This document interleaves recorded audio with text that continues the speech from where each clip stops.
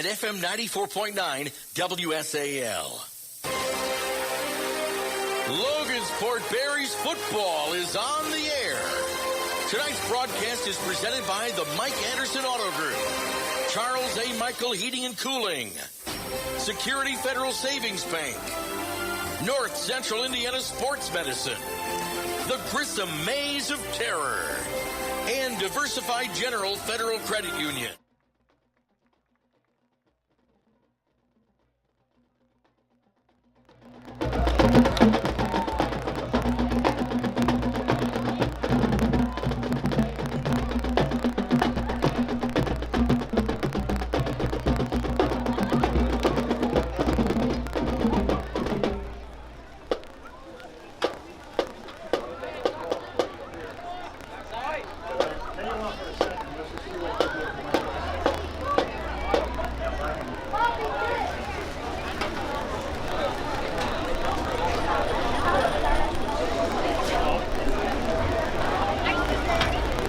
Ladies and gentlemen, you please rise for playing Logansport school song.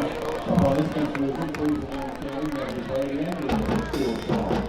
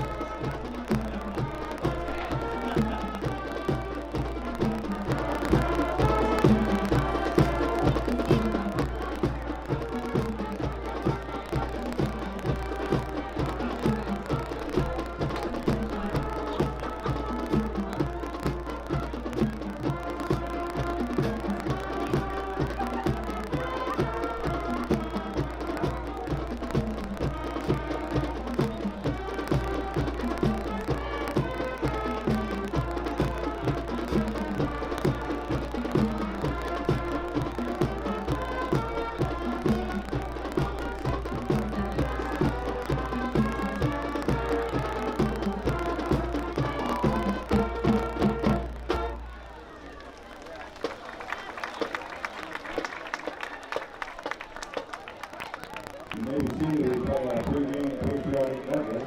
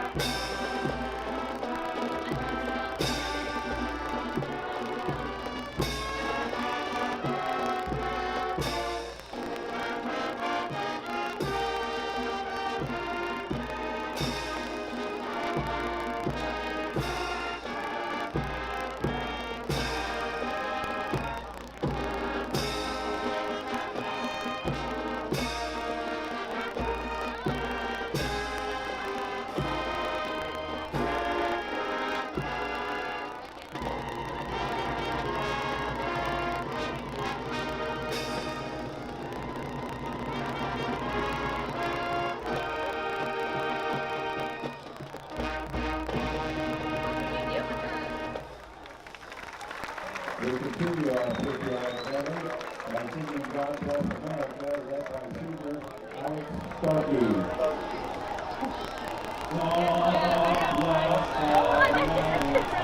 Wait!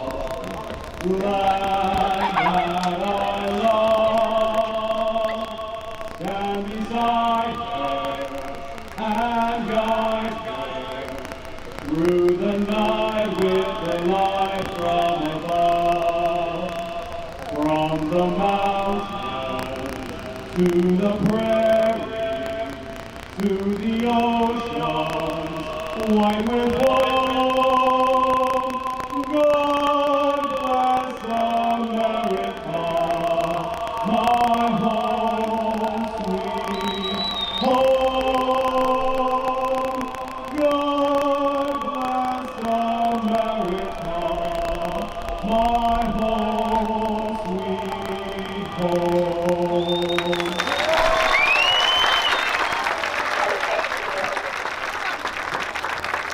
Ladies and gentlemen, please rise, remove your hats, and sing as the band leads us in the national anthem.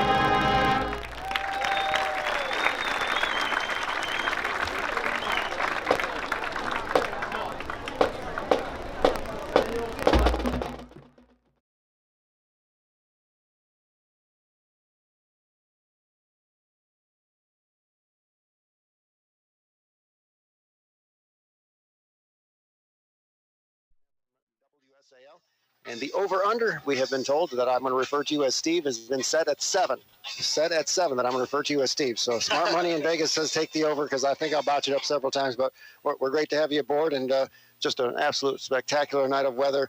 This is football weather, to be sure. This is the greatest, and I tell you, it's only been 20 years since I was a senior at Logansport High School. So I mean, I have a great kinship and a closeness with these players, and we're ready to see a good night of football. Yep, absolutely. And for those of you trivia buffs, this is the 50th anniversary of the start of the ABA, the American Basketball Association. Began on this day back in 1967.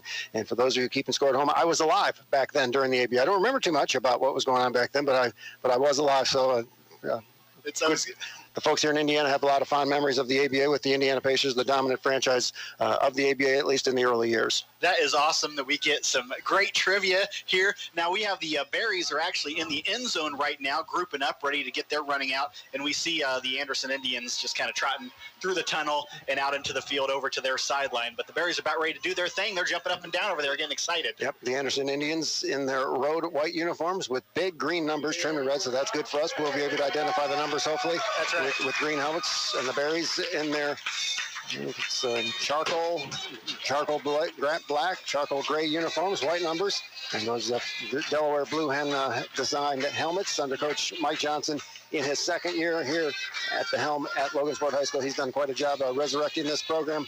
They had a long way to go last year. They were decimated by injuries in the early going, but they had a whole off season. Conditioning program got ready for the most part. I mean, they've had a couple of injuries, but by and large, they've been relatively healthy, and that has shown itself on the win-loss ledger. And I mean, that was the plan from the get-go, right? Mike Johnson had a pretty good resume coming in here, had some struggles last year, but yeah, now you can see a visible improvement. Hopefully we just keep walking up those stairs. That's all you can ask for. Yep, absolutely. So for those of you that are baseball fans, game one of the ALCS tonight, Houston. Boston is eliminated by Houston the Yankees. So if you want to tune into that, keep it on with the sound down and listen to us doing the football game while you're following with the Houston Astros. And of course, a lot of people are still buzzing about what happened last night in the NLDS Cubs and Washington Game 5.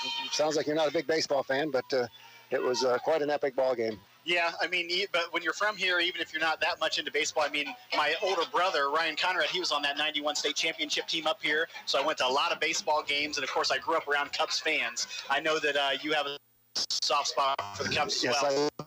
Yeah, go Cubs go, I guess I'll say. Right. Talking about baseball. Yeah, I grew up in Detroit, so I'm a Tiger fan by birthright, so I'm cheering for Justin Verlander, the longtime Tiger, who's now a member of the Houston Astros. So that's who I'm rooting for, but only because of that. But we should have some great October weather for baseball, too. Typically, we don't see that this time of year, a lot of cold and rain, but we're going to have some great weather, it looks like, for postseason baseball as well. Yeah, who knows about all that national stuff, about the weather going crazy, things like that. I mean, it's just getting better, right? Yep, absolutely. That's probably what's going on, in my professional opinion, absolutely. I guess. And it's going to be in the 80s or upper 70s, low 80s tomorrow before the cold front comes in Sunday. So we got at least one more day of great weather, of summer-like weather, which we've had throughout much of September and the early part of October so far. That's right. Yeah, Joe, I am just excited to be here. I can't even tell you how much I'm excited to be here. I'm at my alma mater, and now we're broadcasting on FM. We're going to be talking about that because I work down at the station 8 hours a day, or usually more than I a lot more than 8 hours. Who are you kidding? But so I'll give some insight on what's going on and what we've upgraded and improved. That should be fun to talk about too. Yep. So the captains now are at midfield getting instructions from the officials as it is 7 o'clock on the big scoreboard clock. We were told a 7 o'clock start time, so we will step aside for one final break here on the Mike Anderson pregame show. When we return, we'll have our opening kickoff on senior night on the home of Logansport Berries football, AM 1230 and FM 94.9 WSAL. Anderson Auto Group, the largest Chevy dealer in Indiana. This is Todd Reed from North Central Indiana Sports Medicine Center. The student athletes and coaches of Logansport High School have put in many hours preparing for their upcoming battles, and we wish them well. The therapists at North Central Indiana Sports Medicine Center have put in many years preparing to help you face your battles. Call North Central Indiana Sports Medicine Center to find out how we can help you. 737-7404. Mike Anderson Auto Group, the largest Chevy dealer in Indiana, knows that great relationships are vital to the growth of businesses and communities. That's why they take such great pride in investing their resources back to Cass County. The Mike Anderson Auto Group employs nearly 400 people. They significantly contribute to the IUK endowment and the practice fields at Houston Park. And they continue to support all Cass County High School athletic programs. We thank you, our valued customers, for making this possible. The Mike Anderson Auto Group, we are Cass County proud. Everyone deserves to feel good inside, and the experts at Charles A. Michael Heating and Cooling know how to make you feel good inside your home with indoor comfort systems that are inside your budget. Get up to a $1,600 rebate or up to 72 months interest-free financing on a qualifying new Lennox system that will keep your comfort up and your utility bills down. Call Charles A. Michael Heating and Cooling at 574-753-4538 or visit on the web at charlesamichaelinc.com.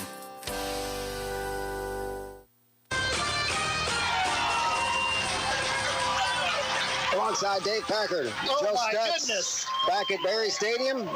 And in case you missed it, the opening kick is returned 93 yards for a touchdown. Dustin Wilson, they had a return set up to the left, and there was all sorts of pay dirt, and he open space, and he went to pay dirt basically untouched. Yeah, I mean, it thinned out around the 50 or 40 yard line to where he just had that kind of stay in bounds kind of gap. But yeah, I can't even believe we were in commercial for that. What a beautiful run back. And now are they going for, okay, they're going for the field goal. They're going for the extra point, but it is not Mario Perez. It is Dustin Gonzalez to try the point after attempt. The kick is up, and the kick is good. So 13 seconds in, Dave Packard, you said you wanted to see some good football. Well, we got a great start. Well, it looks like the seniors are fired up, aren't they? It should be a fun game. So Dustin Wilson takes the opening kickoff, 93 yards for a touchdown. The point after from Gonzalez is good. It is 7-0 Logansport. Mario Perez, the senior place kicker, who has been getting a look from several Division I schools, including the University of Wisconsin. I'm trying to look down and see if we see number 45 on the sidelines. He is, at least from what I could see, I don't see him. So hopefully everything's okay. But Dustin Gonzalez has the ball in his hand, so he's going to handle the kickoff duties as well. Perez has been a great weapon for this football team, so I'm not sure what his status is, but Gonzalez 1 for 1 on the point afters. You know, it's kind of silent up here in the press box. I didn't realize the game started, and we were basically in the middle of this run back. That was unbelievable. Now we'll see how Anderson responds to some early trouble. Yep, no question about it. They're led by their senior quarterback, Aaron Armstrong, and their primary featured running back is a senior 5'11", 161-pound Elijah Merida is his name. So we'll get a look at him right away. And again, trying to get a look at Mario Perez. I don't see a number 45 down there, at least in uniform. So me neither. So I know he's a very good soccer player. And I know he has missed one game earlier this season with some soccer obligations. So perhaps that is the case. So Gonzalez will try the kickoff for the Berries. A high end-over-end kick. It is short, fielded on the run by one of the Anderson upbacks. He's across the 20, across the 25, makes a man miss, into the open field, across the 30, still on his feet, breaks another tackle, and he's into the open field, into midfield, inside the 45. He is going to be hemmed down all the way down to the 39-yard line. What a return that time. Keanis Woods. Now, it looked like the Berries had very good coverage on that. He ran about 20 yards from the 40 to the 40. I thought he was down. Everybody kept running, but it looked like he was tackled. And it's a shame you can't go back to instant replay, see if his knee was down over there. But he finally was brought down by Steve Mendez, but not till he gets to the 38-yard line of Logansport. So great starting field position for the Anderson Indians. And we hear it so much, Dave. Special teams is such an important part of the game. And so far, both teams, at least on the kickoff returns, have excelled. Yeah. I mean, if this is going to be a special teams battle amongst the offense and the defense, this is going to be a great game. So Armstrong in the shotgun. His chin strap was not connected, so he's making that adjustment while he's in the shotgun. He's got two receivers split out to either side of the formation. Armstrong back to pass. Protection breaks down, rolls out, passes behind his intended receiver, Elijah Meridia, incomplete. 2nd down and 10, so good pass pressure that time. Jackson Crowd in to harass Armstrong and force the incomplete pass. Yeah, I'd have to say, probably should have caught that one. It was just a little, roll out light by the quarterback, and he just tossed it there in the flat, and the guy just kind of dropped it. Maybe his eyes went downfield before he caught the ball. 2nd down and 10 for Anderson. The Indians trailing 7-0, 11:28 to go here in the first quarter. Now 3 receivers come out to the right for Anderson, with Merida in the backfield behind Aaron Armstrong in the shotgun. Armstrong calls out the signal. Now he'll keep it himself on the read option. Breaks the tackle inside the 35, inside the 30, close to the first down. He'll be a little bit short. Jamie Babcock in on the stop along with Mendez. But a 9-yard pickup on 2nd down for the Indians. And they have 3rd and short, 3rd and about a yard. Still a nice tackle for the Berries, though. They held that guy in check, didn't let him get away. And not getting away with the Flies as they continue to make themselves at home here in the press box. We had a makeshift fly swatter. We might have to get that back out in action here before it's all said and done. 3rd down and a yard for the Indians. Anderson has it at the Logansport 29-yard line. Once again in the gun is Armstrong, and now he'll keep it himself in a quarterback keeper. Very nearly his knee went to the ground, but he's able to maintain his footing and gets a first down to the 25-yard line. So Armstrong, a good-looking athlete on that quarterback position. 6 foot, 176-pound senior, but he's got long legs and a very, very good runner from that quarterback position. Yeah, he didn't have too far to go there. So, I mean, even though he tripped, he still was able to kind of fall forward or run a few steps to get that first down. 10.5 minutes to go in the first quarter. Dustin Wilson took the opening kickoff 93 yards for a touchdown. The Berries lead 7-0, but Anderson is knocking on the door to try and get right back into this contest. Now Armstrong not expecting the snap. It hits him off the shoulder pad. I believe one of the Anderson receivers came up with it. Caleb Sutherland was alert to fall on the football, but Armstrong not expecting that, and I think the center was wrong on the snap, Dave, because nobody moved after the ball was snapped, so the center forgot the snap count. That's kind of an important job when you're the center. Yeah, that leads to things where everybody just kind of falls like a bunch of bowling pins there in the middle, but no gain. That's great. So second down and 11 for the Indians, and now Armstrong once again in the shotgun. We'll see if they can get the center snap done correctly this time, which they do. Now Marita fits the fake handoff, and Armstrong's got some running, and he is gone. Touchdown, Aaron Armstrong, 26 yards, as he faked the ball to Marita on the read option and had a wide open hole up the middle, and he has got some great speed at that quarterback position, and the Indians are extra point away from tying this game. Well, that was an impressive run after a little bit of a rough kind of turmoil you play there. Just ran it straight up the gut and pretty easy for him. Now on to try the point after for the Indians. Looks like number 18, Marcus Cullum. Armstrong will hold. Snap is good. The hold is good. The kick is up. And the kick is good.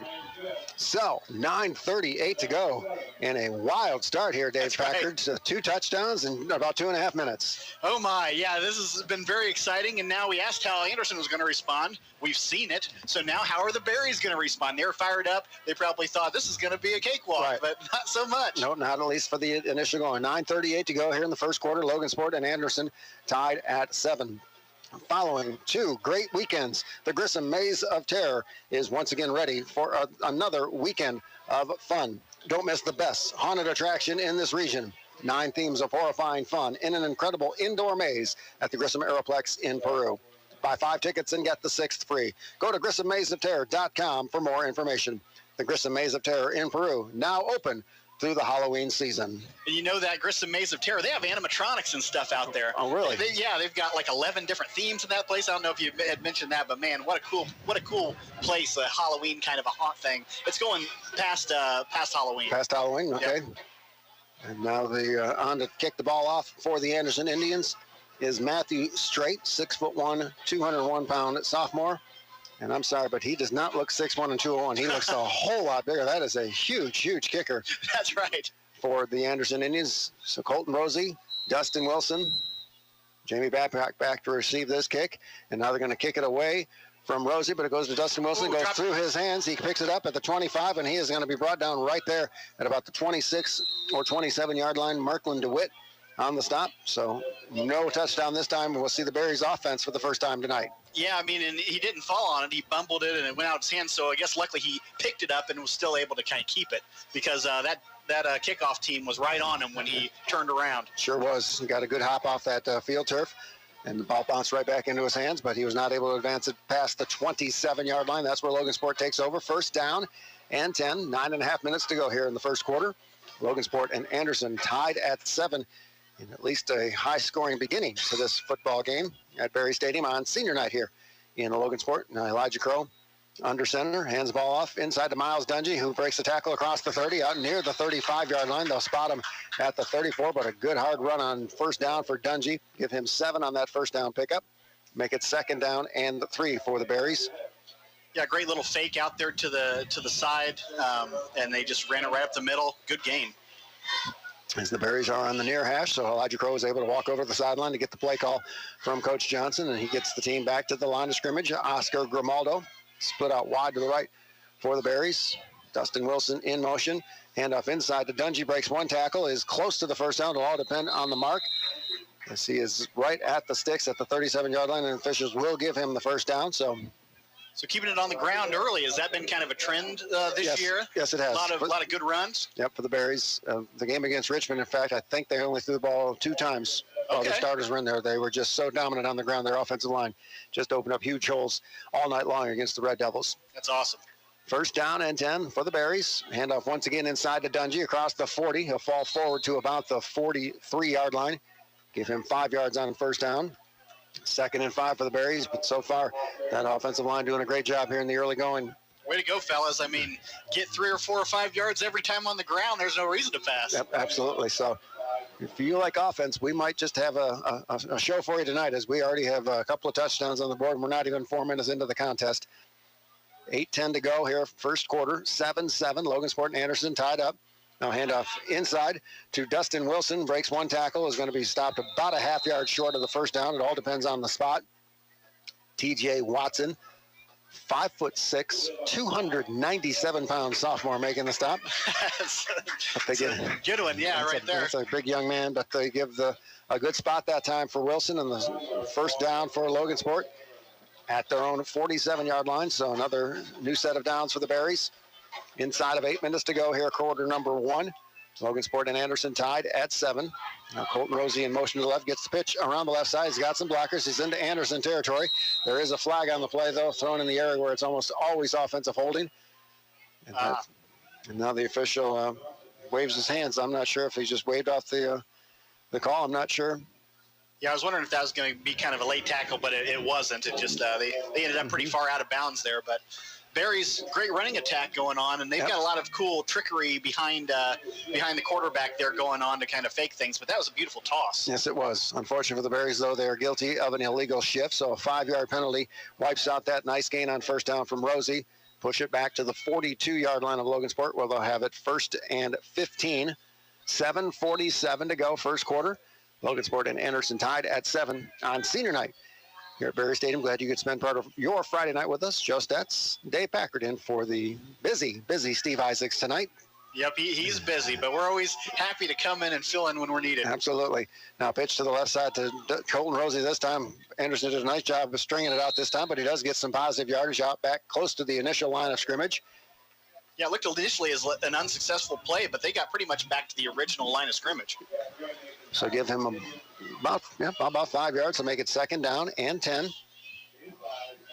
As it doesn't feel like autumn, but the nights are getting longer here as fall is upon us and winter draws near. So we're almost it's almost dark here at Berry Stadium as the lights are on. So, but it doesn't feel like a fall night. This is really nice. Yeah, it feels nice. I mean, I'm wearing short sleeves, but this is windbreaker weather, maybe that light fleece weather. Mm-hmm. Come on out to Berry Stadium. Now keeping it on the option is Elijah Crow, and he's got some running when he's into the secondary, inside the 30, inside the 20. It's a foot race to the goal line, to the 10, to the 5. We're going to get a flag on the play. I believe we're going to get an illegal block. I think Jamie Babcock trying to get him some extra yardage. Yep, there's a flag at the 18 and another one at the 8, so it's definitely going to be an illegal block by the Berries, but still a good run from Elijah Crow, and even after the penalty is marked off, the Berries will be in good field position. Yeah, that was exciting. I'm going to try to hold my excitement here, but looked like he got up right through the line and got some daylight, and then he kind of went off towards the right sideline and almost made it, even though there's a flag there. Yep. Well, don't temper your enthusiasm on our account. Right. Let it fly. Steve Isaacs would be happy to know that you're so excited filling in for him. So the illegal block in the back on the Berries, but we're going to have to wait and see where the infraction occurred. It looks like it occurred at the 8-yard line, so a 10-yard mark off from that spot. We'll move it to the 18-yard line, but still great field position for the Berries. They're in the red zone, 1st down and 10, and the ball spotted at the Indians' 18-yard line, and that's where the Berries will take over a new set of downs. 6:40 to go here in the first quarter. Logansport and Anderson tied at 7. What a great response to that 1st and 15. They get backed up. Now they're down towards the goal line, the red zone. Yep, they've not run that option play an awful lot this season, but it's worked every time they've tried it. Now double handoff this time inside to Dustin Wilson, and he does get some positive yardage to about the 15, gain of 3 on that play, or was it Colton Rosie? 1 and not 2, so Colton Rosie on the carry. A 2-yard pickup to the 16, make it 2nd down and 2 for the Berries. Hey, and that was just a great run. I mean, he almost got tackled right when he got the ball, but he was able to just slide right out of that, duck under, and get those extra yards. So coming out now to the left is Oscar Grimaldo, with Miles Dungy in the fullback position behind Elijah Crow. Rosie in motion and get the handoff around the left side. He's got some blockers and cuts it back inside, and he is gone. 5, touchdown. Colton Rosie, 16-yard touchdown, and the Berries are on top 13-7. Oh, that's beautiful. He looked like he was going to go kind of right up the gut and to the left, and then he cut back right, and nobody was there. He just ran right in, and there's the cannons right on cue. Yep, no matter how many times that fires off, I'm still not expecting it. But the Berries with their second touchdown in just over 6 minutes here at senior night. And Dustin Gonzalez in for the point after as the fans rise to their feet. As this has been a lot of fun here, a lot of action in just the first 6 minutes. This high snap, but Wilson's able to get it down. Gonzalez, though, the kick is up, and it is good. I didn't think it snuck in that left upright, but it did just inside it. So the Berries are on top 14-7, 5:57 to go here in the first quarter. Yeah, did that kick get touched? It looked like that somebody got a hand on that kick, or it just barely got through those goalposts, but that works. Yep, great job by Dustin Wilson as he got that high snap down, and the point after is successful, and the Berries are on top 14-7. Diversified General Credit Union makes banking easy with all of the services they offer. They can also get you, back in the game. If you've suffered being blacklisted from opening a checking account or have credit dings, go see Diversified General Federal Credit Union, where they help more people every day. We are your financial family. Member NCUA.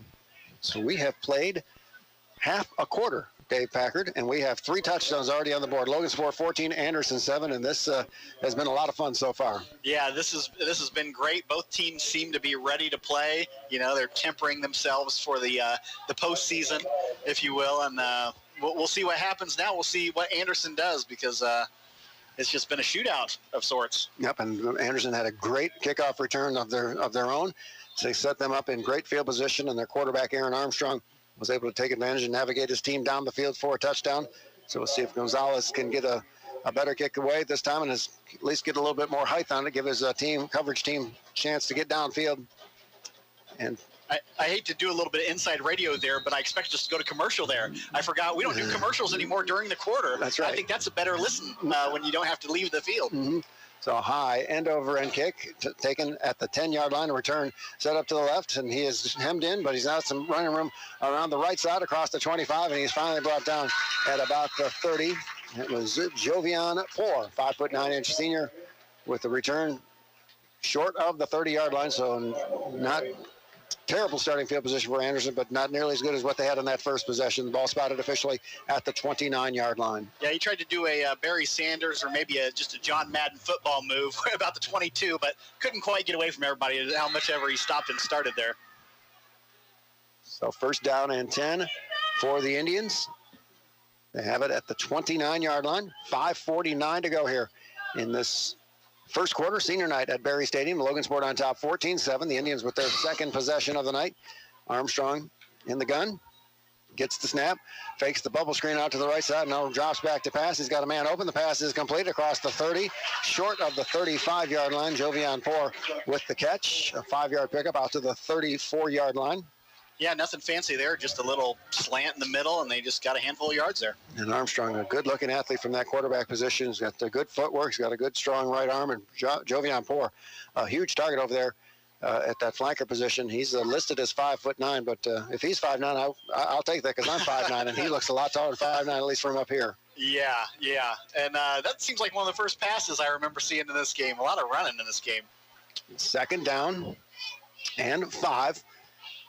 In the shotgun is Aaron Armstrong. Hands off to Medina. Fakes the handoff and keeps it himself across the 35 near the 40-yard line. They'll spot him officially at the 39, but it is a first down for the Indians. Not much we could do on that one, but didn't get too far. And we've got one of our listeners who asked, I keep referring to it as the gun, so that's just me doing some shorthand. It's the shotgun formation where the quarterback is 5 yards behind the line of scrimmage, where he takes the a snap from the center, not directly under the center. So the shotgun formation is Aaron Armstrong. Now 3 receivers come out wide to the right, 1 out to the left for the Indians, who have it first down and 10 at the 40-yard line. Now Aaron Armstrong will hand the ball off to his running back, and he is hemmed in right there at the line of scrimmage. Good push that time by the front of that Logansport defense. I'd like to, that was Jackson Crowd on the stop. Nice tackle that time from Crowd. That's Keanis Woods. Did not have much. Or was that? No, that was Jalen Heidelberg, a 5'7" sophomore. on the carry, but no gain. Second down and 10. But this is this Anderson attack. We were told that they like to run out of that shotgun formation, and so far Armstrong has been in it on every snap. Now he'll hand off. No, keeps himself on the read option around the left side. He's got some running room across the 45. Puts his head down. He is going to be short of the first down, but good gain on second down for the Indians, and it's going to be bring about a third down and short. And what a fake there. It looked like that they did hand it off. Mm-hmm. And then he's out there on the left side, or maybe that's my bad eyesight. I don't know which one. No, I'm with you. I thought it was a handoff too, so he's running that to read option to perfection so far. We did tackle the guy who didn't have the ball. We had him. He was tackled immediately. But unfortunately for the Berries, he did not have the football. Armstrong did. He got 8 yards on second down. Third down and 2. Anderson has it at their own 48-yard line. 3 receivers out to the right. Armstrong in the shotgun will keep it himself around the left side. He is close to the first down. I believe they will give him forward progress into Logansport territory, and if that's where the spot is, that will be a first down. And they do give him a first down out to the midfield stripe. He didn't have far to go, so, he just barely made it. But, he only needed 2 and got 2 and maybe an inch. So 2 yards and an inch on third down and 2, so another set of downs for the Indians. As the clock stopped as he was out of bounds on that play. 3:04 to go here in the first quarter. Logansport 14, Anderson 7. Senior night here at Berry Stadium. Now the clock will restart as we are inside of 3 minutes to play here in this first quarter on an absolutely spectacular night of football here at Berry Stadium. Now handoff around the right side to Heidelberg. He is going to be hemmed in, and a big hit from Dustin Wilson as he pushed him back. Great stuff there. Great stuff by the Berries. And it looked like that was Carson Slavin in that quarterback, so we wonder if was Armstrong injured on that play before, because he's certainly not from ineffectiveness they took him out. Right. You wouldn't think. Definitely not. And you look across the way, and looks like they are working on his lower leg. One of his ankles, maybe he turned an ankle, so he's trying to walk it off. But for the meantime, it is backup quarterback Carson Slavin in for the Indians. Second down and 10. Anderson has it at the midfield stripe. Slavin back to pass. Fakes the bubble screen. He's got a man wide open inside to Poor. It is complete. He breaks the tackle inside the 35 all the way down to the 33-yard line. But a pretty good play that time from the backup quarterback, Carson Slavin.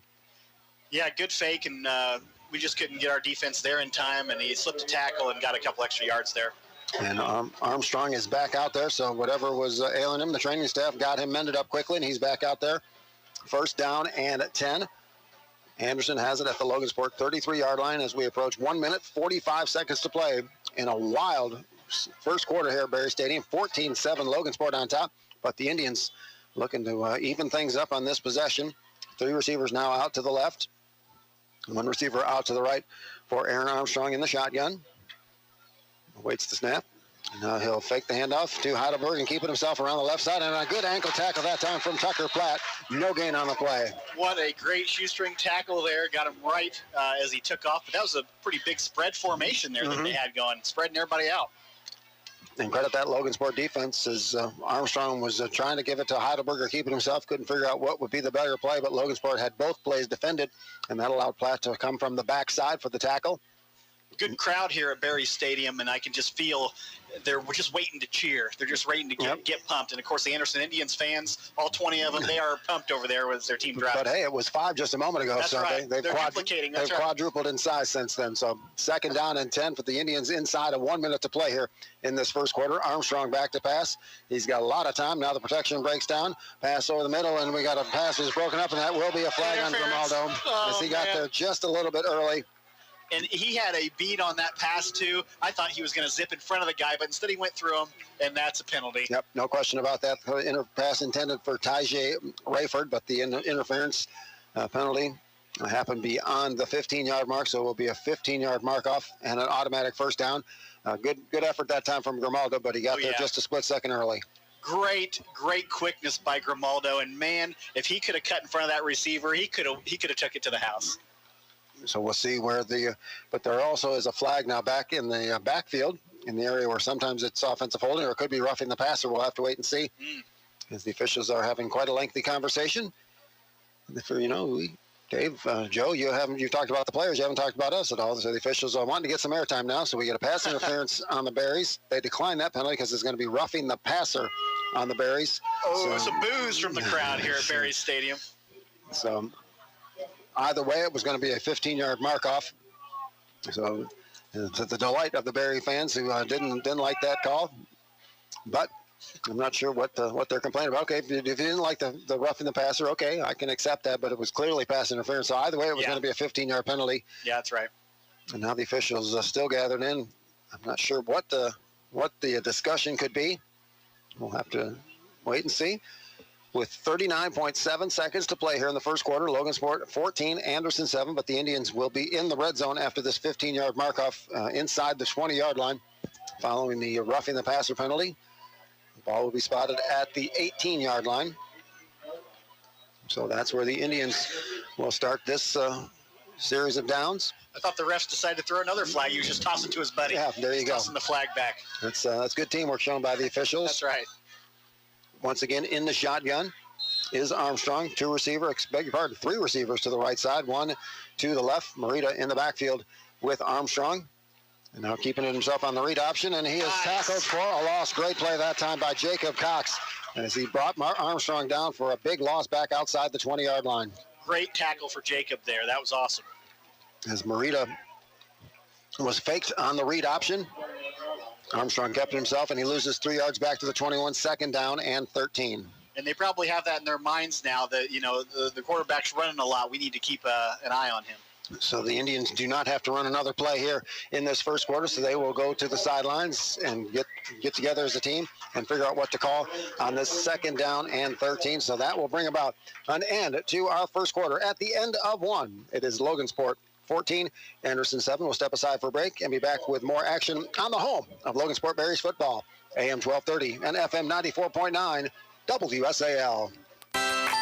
Since 1934, Security Federal Savings Bank has served Cass County. When you bank with us, you get excellent financial service, and you help us to support the community too. Hi, I am Tammy Helvey, Logansport Branch Manager. I want to thank our customers for their business. It's because of you that we are able to give back to the Logansport High School groups, including the athletic department, Logansport dance team, after prom, and many more. We're proud to sponsor the Logansport Berries. Security Federal Savings Bank, member FDIC. Hello, this is Todd Reef from North Central Indiana Sports Medicine Center. The student athletes and coaches of Logansport High School have put in many hours preparing for their upcoming battles, and we wish them well. The therapists at North Central Indiana Sports Medicine Center have put in many years preparing to help you face your battles. Call North Central Indiana Sports Medicine Center to find out how we can help you. 737-7404.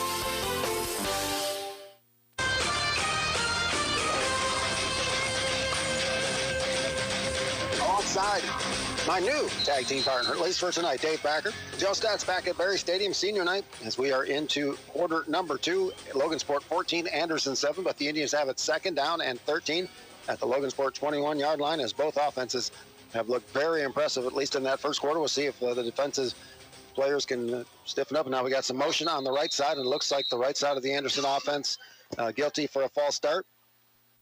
All right. That is Marcavius Beverly, 6'5", 185-pound senior.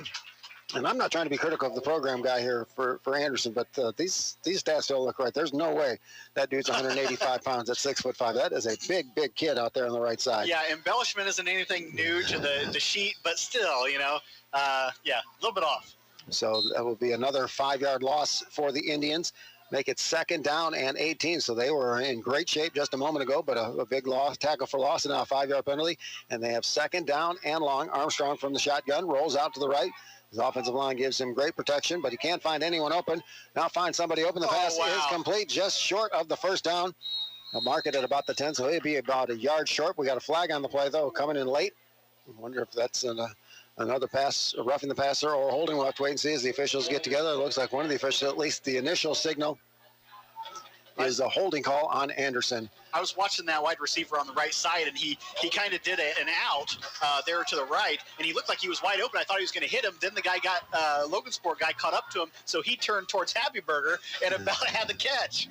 but it's going to be holding, and this is going to be a huge, huge penalty, as it is going to be marked off from the spot of the foul, which was at the 26. So this is going to be all the way back to the 36-yard line. Second down and 27. So the Indians had it 1st and 10 inside the 20, and they have gone backwards. And now they have second down and 27 yards to go, as they need to get to the 9 to keep this, to get a first down. That is a long way when you look at that first down marker.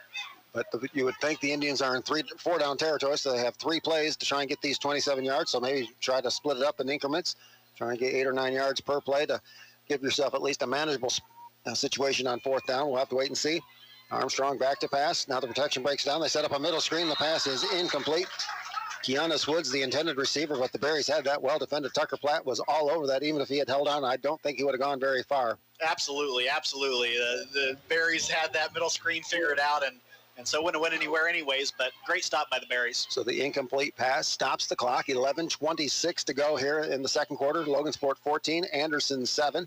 The Indians now 3rd and 27. They were in great position inside the 20-yard line, 1st and 10, but they had a tackle for a loss, a couple of big penalties, and an incomplete pass, and now they're up against a 3rd and 27 with Armstrong from the shotgun.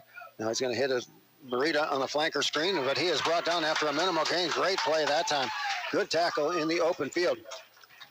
Great stop, and I mean, they had the length of one of our trails to go, so I mean, it was going to be a hard one anyways, but great tackle, great coverage, and we get them to 4th down. Miles Dungy on the stop, and they lose another yard, so now back to the 37, where it'll be 4th and 28, and now we thought they were in 4 down territory, but with 27 yards to go, there's no way they can go for it here. They're going to have to be forced to punt it away.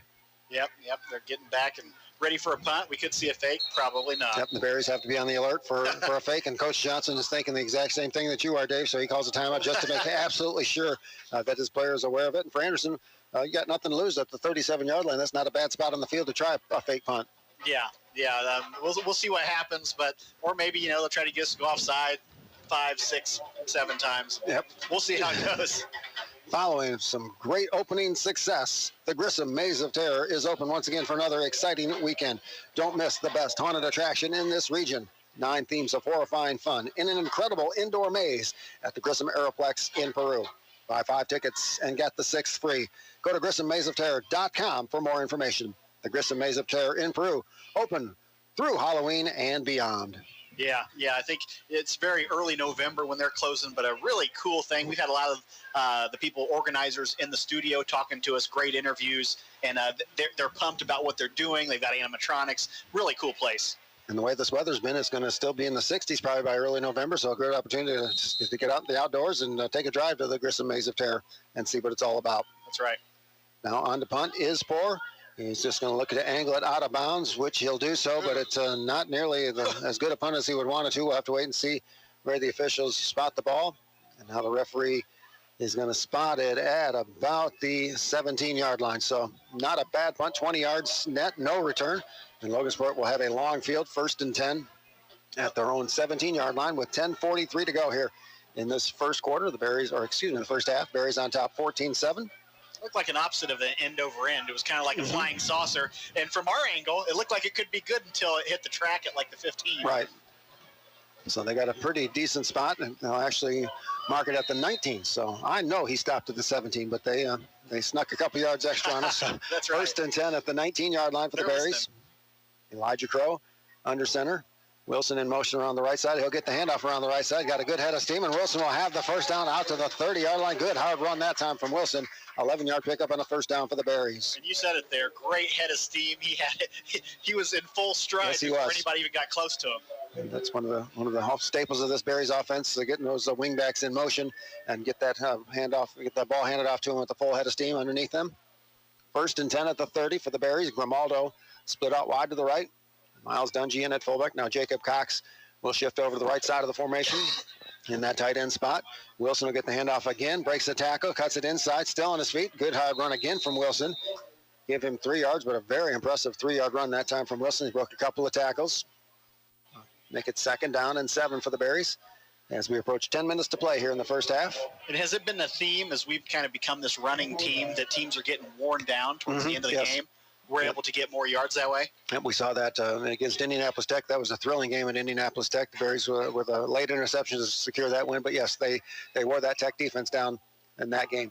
Now Groh rolls out to the left. Got a man wide open to Jacob Cox, and he's got some open field. 40, 35, 30, 25, 20. He'll be knocked out of bounds inside the 20-yard line. And that was a busted coverage that time by Anderson as Cox was wide open. That was a beautiful thing. Wide open. Unfortunately, that defender was darn fast. You could tell he was going to catch up to him, whether or not he was going to be able to make the tackle. But a big play that time for the Berries. That is a gain of 49 yards all the way down to the 18-yard line. So a huge pass and run that time. And Jacob, as we said, a blown coverage because I think, Dave, I could have made that pass that time because there wasn't Anderson Indian within 10 yards of Cox. Yeah, we needed an afterburners on that one because he caught up from a distance. 1st and 10 for the Berries. Ball spotted at the Anderson 18-yard line. Now pitch to the right side to Jamie Babcock inside the 15. And he's tackled from behind. Good open field tackle that time from Merklin DeWitt because Babcock had some open field in front of him. Yeah, from our angle, it looked like he may take it to the house, but unfortunately got tripped up there. But still a nice gain on first down of 3. From the 18 to the 15, make it 2nd down and 7. Inside of, as we approach 9 minutes to play here in the first quarter, Logan Sport 14, Anderson 7. The Berries, though, in the red zone looking to add to this 1-touchdown lead as Grimaldo out to the right. Now Babcock gets the handoff around the right side, cuts it inside, close to the 10-yard line. They'll spot him just short of the 10-line. Might give him forward progress out to down to the 10-yard line. Good. Set up 3rd and a yard. Yeah, he earned those yards. Oh, yeah. That was a tough run there, but yeah, we keep getting 3 or 4. That's the way to do it. Yep, wasn't a big hole that time, but just enough of an opening for Babcock to get a couple of extra yardage.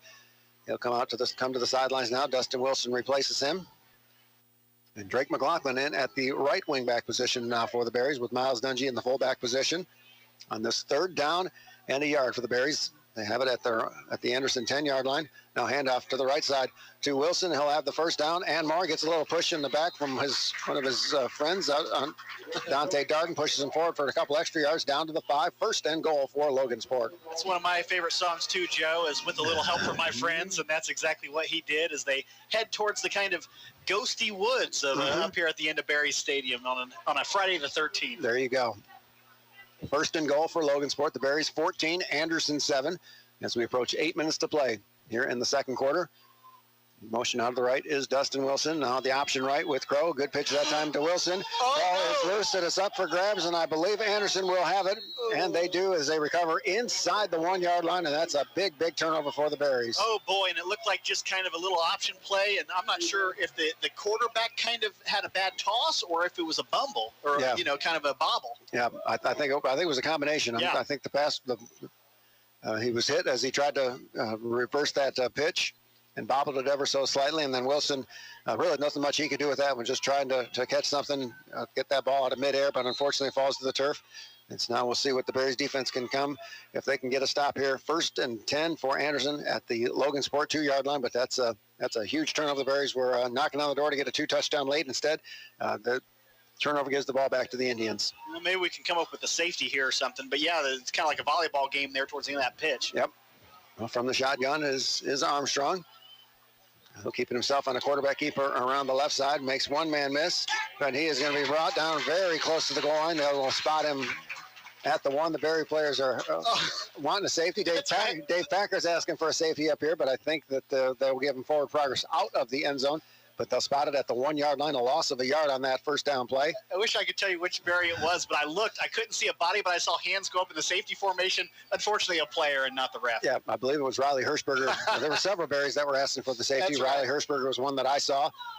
So 2nd down and 11. Anderson at the 1-yard line now. Once again, Armstrong in the shotgun, so a chance for the Berries to try and get some pass rush on him as he will take the snap 3 or 4 yards into the end zone.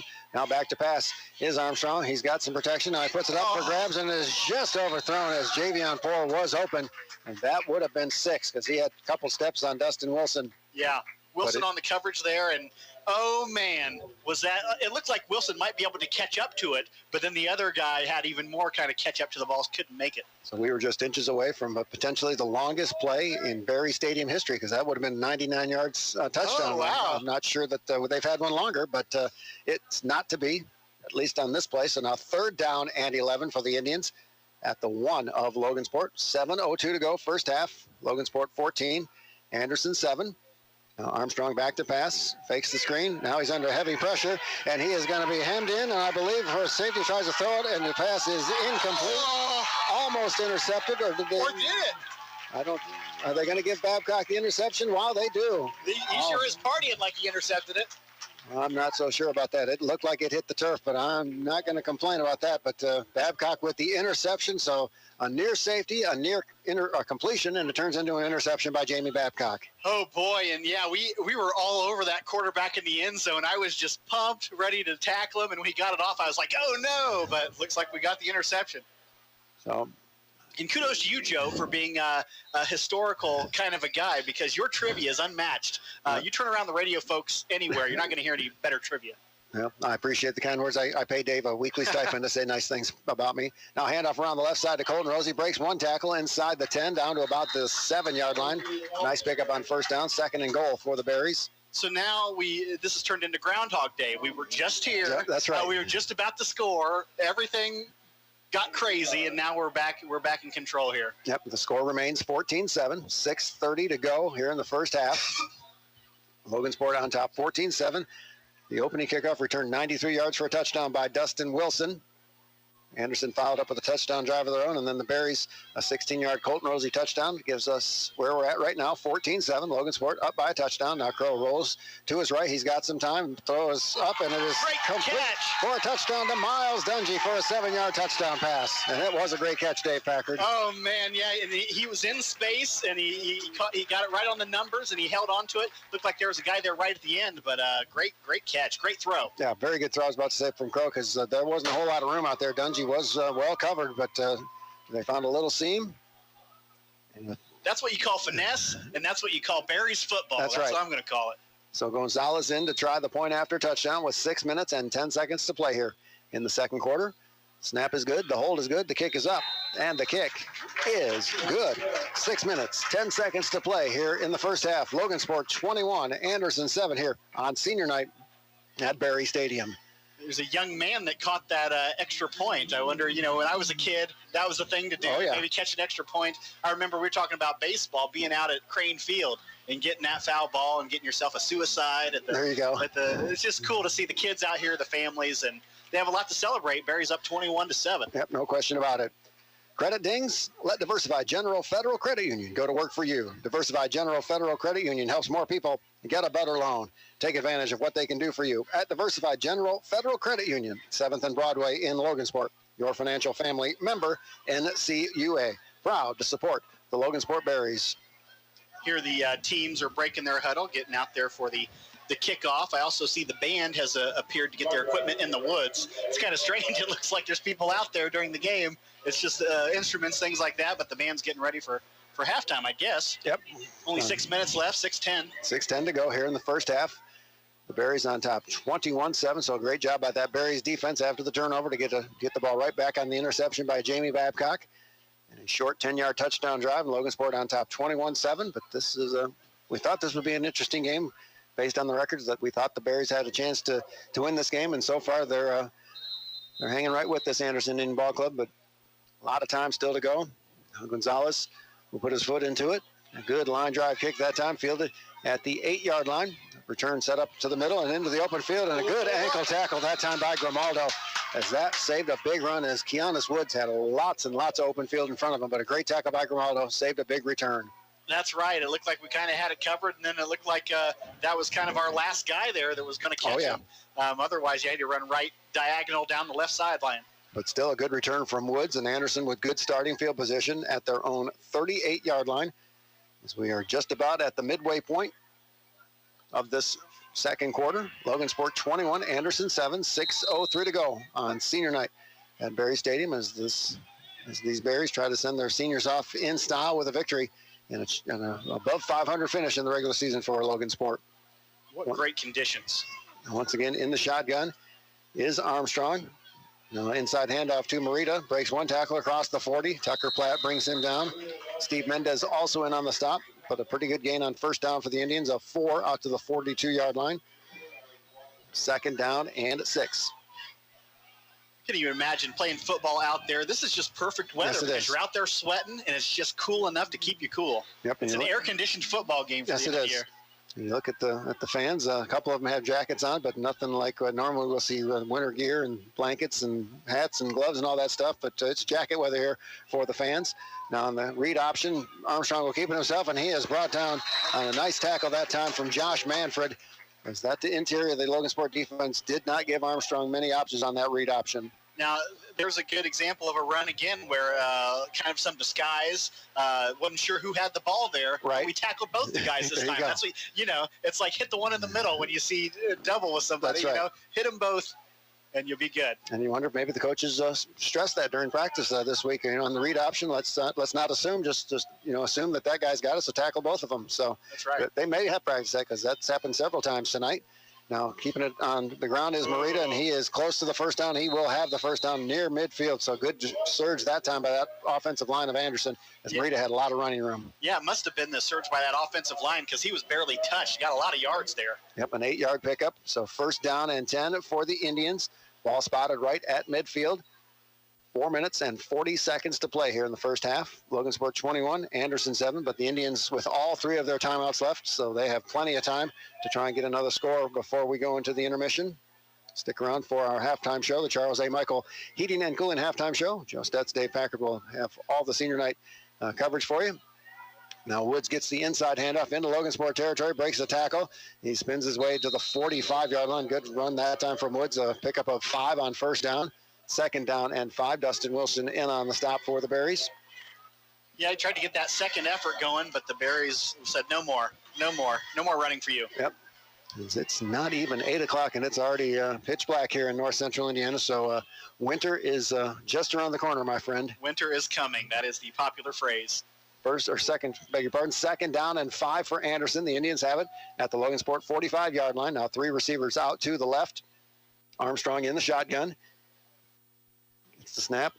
Fake the handoff. Now we will give it to Marita, and he is brought down for a loss, and a great play. Tucker Platt with another big tackle for loss for this Logansport defense. That's right, and Tucker celebrating there as he should because he blew up that play like an NFL linebacker. And Dave, it just seems as this game has gone along, the Berries are getting more and more used to that read option, and that's they've done a much better job here in the latter stages of this first half. And that's what a good defense can do is they can learn as they go. They Absolutely. see things, and when there's mess-ups and when they blown coverages, they just get better. They see what the other team is doing in their tells, and we're figuring them out. So now 3rd down and 7 for Anderson. They need to get to the 40-yard line of Logansport for a first down. Woods comes in motion. Now the inside handoff to Marita, and he is brought down for another loss. Josh Manfred just exploding through that offensive line for a 2-yard loss. Yep, some more trickery and people running different ways in the backfield, but we weren't having any of it. Great tackle.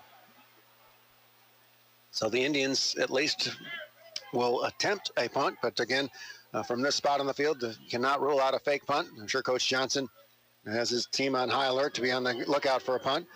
Elijah Crow and Colton Rosie standing back at about the 10-yard line to receive this punt from Javion Poore. But Poore, a very talented and skilled wide receiver, so he's certainly capable. And now we get a flag on the play. They threw a flag, but I guess it's just going to be a timeout for the Berries. So Coach Johnson figures you can't take your timeouts into the second half with you. Might as well use them because you can't take them with you, as they say. So once again, I'm sure telling his team, Dave, to be on the lookout for a fake punt, especially on this spot on the field. That's right. Yep, everybody's all huddled up down there. The crowd hasn't had to be into it this much tonight because it hasn't really been close. Everybody's just kind of enjoying the night and sitting back, and let's see if we can get some excitement going before the end of the half here. 2 minutes and 21 seconds to play in this second quarter. Logansport 21, Anderson 7. As the Berries scored 14 points in the first quarter. Anderson had 7. The Berries so far with the only points in this second quarter on a 7-yard touchdown pass from Elijah Crow to Miles Dungy. And the Indians to punt it away. 4th down and 9 at the Logansport 49-yard line. As we mentioned, the punter for Anderson is a very talented wide receiver, Javion Poore. He's taking a long look at that sideline. So the Berries, I'm sure Coach Johnson told him to be on the lookout for a possible fake. And indeed, they're going to run the fake, and they've got a good setup, and it's going to be a first down and more. Inside the 40, inside the 35, all the way down to the 25-yard line. As that was Cornell Morrow who took the direct snap. And Dave, that's just got to kill this coaching staff, because I know that's why they called the timeout. Say, look out for the fake. And unfortunately, the Bears just, I'm not sure, not saying they weren't ready for it, but they just could not make the tackle. Yeah, I don't even know if I was ready for it. Here I'm looking down at Colton Rosie to see, what he's doing, if he's getting ready to return this. And now we're down to first down, was at about the 24-yard line. At the 24, so a big gain of 25 yards on the fake punt, and that was a well-designed fake punt that time from Anderson, as the up back took the direct snap. And he had a punter behind him, so he could have option pitched to Poor if necessary, but he had a huge hole and did a nice job of breaking a couple tackles. So now Anderson in business, 1st and 10 at the Logansport 24-yard line. Armstrong back to pass. Pass is complete on a bubble screen to Woods. Woods hit down hard. Brandon Goodman with a nice tackle at the 21-yard line after a 3-yard pickup. Well, pretty good defense by the Berries there, and but what a heartbreaker to have such great defense up here where the punt was, and then have that fake punt. But I'm saying silver lining, somebody's going to run a fake punt in the playoffs, and we're going to know what to do to it. So, good practice. Absolutely. Good practice. We're down to 1:20 to go here in the first half. I believe the Indians with all 3 of their timeouts left, but they are running out of time here. 2nd down and at 7. Armstrong pointing back to the play clock. I'm not sure. Is he asking for a timeout? The official timeout, maybe there was a timing situation, or do they have an equipment? They adjusting one of the chin straps on Javion Woods. That looks to be exactly what's going on, as the ref kind of checks in on the 2 guys, one guy trying to help with the helmet. But his teammate Poor came to the rescue, so that equipment malfunction has been taken care of. The clock restarts as we're down to 1:05 to go here in the first half. 2nd down and 7 for the Indians. They have it at the Logansport 21-yard line. Armstrong from the shotgun, back to pass. Pass is caught by Poor. He'll be short of the first down at the 15-yard line, so 3rd and very short, 3rd and about a yard. Good hit by, I think that was Miles Dungy. Yep. Yeah, great hit. Looked like he might even jar the ball loose, because he hit him right as he caught the ball, but unfortunately couldn't get it out of there. Now Anderson, I believe, will take a timeout, and they finally take their first timeout with 38 seconds to go. But their clock management here on this series of downs has not been the best. They're down to just 38 seconds now. Yes, they have it at the 15, so they don't have a long way to go. But you'd still like to have a little bit more time left. But we'll see. Yeah, you said that's their first time out? I believe so. Oh, my. Diversified General Federal Credit Union believes in second chances. If you're blacklisted from opening a checking account, go see Diversified General Federal Credit Union in Logansport, where they help more people make life a little easier. Diversified General Federal Credit Union, your financial family, member NCUA. Good people over there at Diversified General. Yes, we have another unwelcome guest here in the press box. Joe's become a professional at getting flies and bees and that's right. And wasps out of the press box. Yep, we had a couple of wasps earlier. We got them out. We have now 287 flies and counting. That's right. You've been marking them on the wall like a prison cell. Yes, I have. But number 287 has been freed. He is out of the press box and free to roam on this spectacular night of weather here in north central Indiana. 3rd down and 1 for Anderson. The Indians have it at the Logansport 15-yard line, trailing 21-7 with 38 seconds to play in this second quarter. The Indians still with 2 timeouts left. The Berries have 1 timeout left should they need to use it in the final 38 seconds of this quarter. Shotgun formation. Armstrong back to pass. He's got a man open, and the pass is deflected. Nice job that time from Tucker Platt, who did a great job playing the passing lanes. Deflected. The pass falls incomplete. 4th down for Anderson. Yeah, what a great breakup there, because I was looking at these 2 receivers on the left side. They were kind of in single coverage. One guy does a little, was that a slant that goes in? Mm-hmm. Yes. And he was wide open. I mean, if we wouldn't have got a hand on the ball, it's a touchdown probably. Yep, no question. But Tucker Platt with a good play defensively. Now it's 4th down for the Indians, 4th and 1 at the 15 with 33.4 seconds to play here in this second quarter. 3 receivers now come out to the left. Marita in the backfield with Armstrong. For Armstrong to keep it himself, and he will do that. He will have the first down to about the 13, so the clock stops temporarily to allow the chains to move. And I believe Anderson will take their second timeout. They do. That comes at the 27.8 second mark here in this second quarter. So for a first down for the Indians. But time could be a factor with just one timeout left and only 27.8 seconds to play here in the second quarter. Well, good containment by the Berries defense, but all he needed was a yard and a half or something. So we'll see what we can do to keep him out. I mean, this is great kind of practice for, red zone defense. We're going to need that going into the playoffs here. As fly number 288 has made his way into the press box, so we'll see if we can't chase him out during this timeout. Don't forget the Charles A. Michael Heating and Cooling halftime show coming your way here from Berry Stadium on a senior night, as we'll get a little inside look at the changes that we've made on WSAL, 12:30 a.m.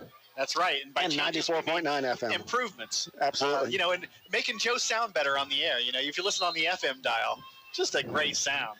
If you can do something to make me look better, I'm all in. So that's why we're on the radio. There you go. First and 10. Anderson has it at the 13-yard line. 27.8 seconds to play here in the first half. The Berries on top, 21-7. The Indians do have one timeout at their disposal here in the latter stages of the second quarter. Armstrong from the shotgun. Back to pass. Now he's going to keep it on a quarterback draw. The Berries do a good job reading it. Now he's going to roll out, and he is going to try and throw back across the grain, and it is almost intercepted. And there was a little bit of contact as Dustin Wilson made contact, but I think that's a good no call, Dave. I think he got there at the same time as the ball. Yeah, indeed. Yeah, totally agree with that. They got there at the same time, but good job by the Berries to be on that ball as it was in the air. Yep, as that looked like it was going to be a quarterback draw, and then he faked the quarterback draw, did Armstrong, rolled out to the right. Thought maybe he might just throw it away, but he threw it across the back toward the middle of the field. That's dangerous territory for the Indians, but the pass, luckily for them, falls incomplete. Second down and 10 with 19.3 seconds to play here in the second quarter. Three receivers to the left, one to the right with Morita in the backfield with Armstrong. Armstrong from the shotgun. Back to pass. He's got some time. Now the protection breaks down. He's going to roll out to inside the 10, inside the 5, still on his feet. He'll dive for the pylon. They're going to say he stepped out of bounds just short, but he was going to be very close to a first down. As Riley Hirschberger was in hot pursuit, but he just couldn't quite catch up to him. I thought we had him, Joey. We Supermaned at him, and it looked like we were going to tackle him, and he just ran. That was, 6 inches away from a tackle. But Armstrong, very good athleticism, and they're actually going to rule him out of bounds at the 4, so he's short of the first down. So it is third down and a yard for the Indians. Fortunately for them, he did step out of bounds. The clock stopped due to that with 10.2 seconds to go. All right, let's get a stop here. So the Indians, though, do have a timeout, so they can run any play in their playbook, and they'll be able to stop the clock after this play if need be with the timeout. Now the handoff to Morita inside. He is going to be close, and he is going to be into the end zone for a touchdown, 4-yard touchdown run from Morita, and the Indians back into a one-score game. As the Elijah Morita, 5'11" seniors, Dave Packard having some fun with our friend from Anderson right next door to us. Anderson videographer over here, and I'm giving him the silent boo. Give him the silent boo. Hopefully, but he's excited. Hopefully they'll be able to edit that out during the presentation. Yeah, I'm glad he didn't rip the camera at me. I need to be careful. So on for the point after is Matthew Straight, 6'1", 201-pound sophomore. This is just 4.9 seconds to play here.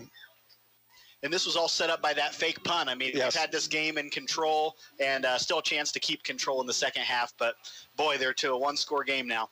And the Anderson Indians will get the ball to start the third quarter. So that's a huge turn of events here in the closing stages of this first half.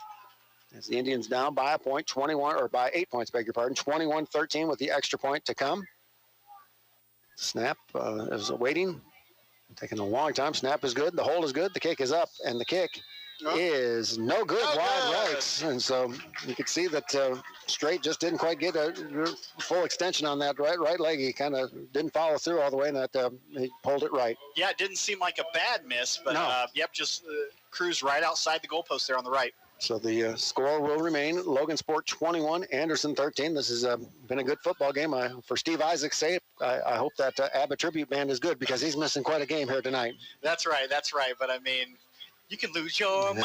I don't know if that's even the lyric.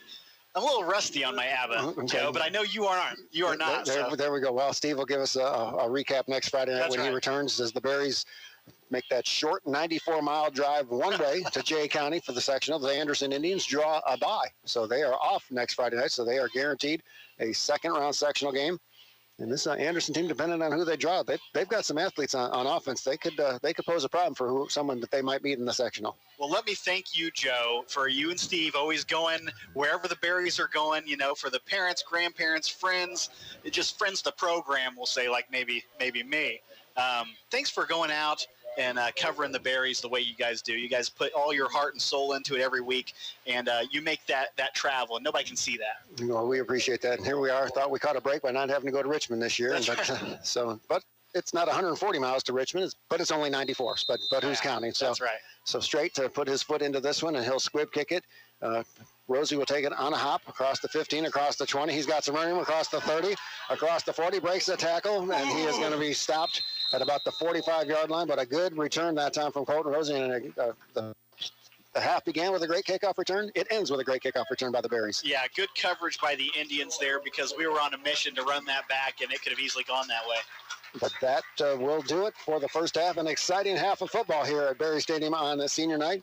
It is Logansport 21, Anderson 13. We'll step aside for a break. When we return, we'll have the Charles A. Michael Heating and Cooling halftime show on the home of Logansport Berries football, AM 1230 and FM 94.9. WSAL. Anderson Auto Group, the largest Chevy dealer in Indiana, knows that great relationships are vital to the growth of businesses and communities. That's why they take such great pride in investing their resources back to Cass County. The Mike Anderson Auto Group employs nearly 400 people. They significantly contribute to the IUK endowment and the practice fields at Houston Park. And they continue to support all Cass County High School athletic programs. We thank you, our valued customers, for making this possible. The Mike Anderson Auto Group, we are Cass County proud. Everyone deserves to feel good inside, and the experts at Charles A. Michael Heating and Cooling know how to make you feel good inside your home with indoor comfort systems that are inside your budget. Get up to a $1,600 rebate or up to 72 months interest-free financing on a qualifying new Lennox system that will keep your comfort up and your utility bills down. Call Charles A. Michael Heating and Cooling at 574-753.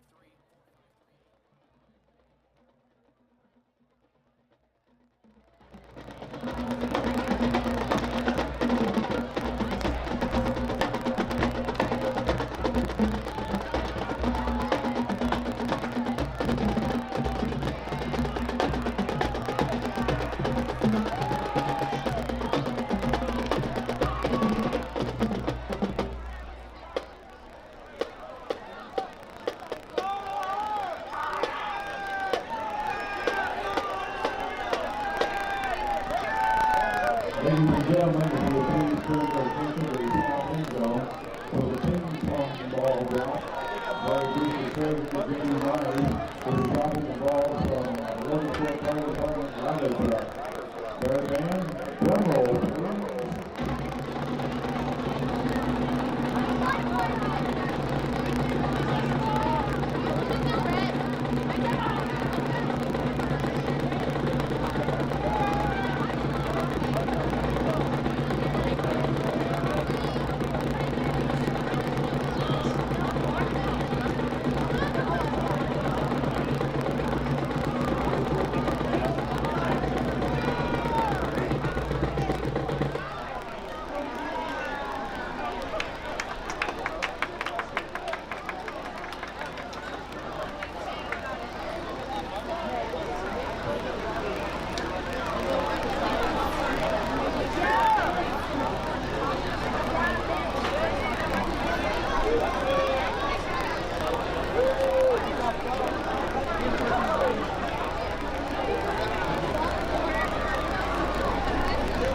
And the winner of the ping-pong ball drop is number 14, Jill Jones. Jill will $500 for the ping-pong ball drop. Thanks for everybody's cooperation and contribution.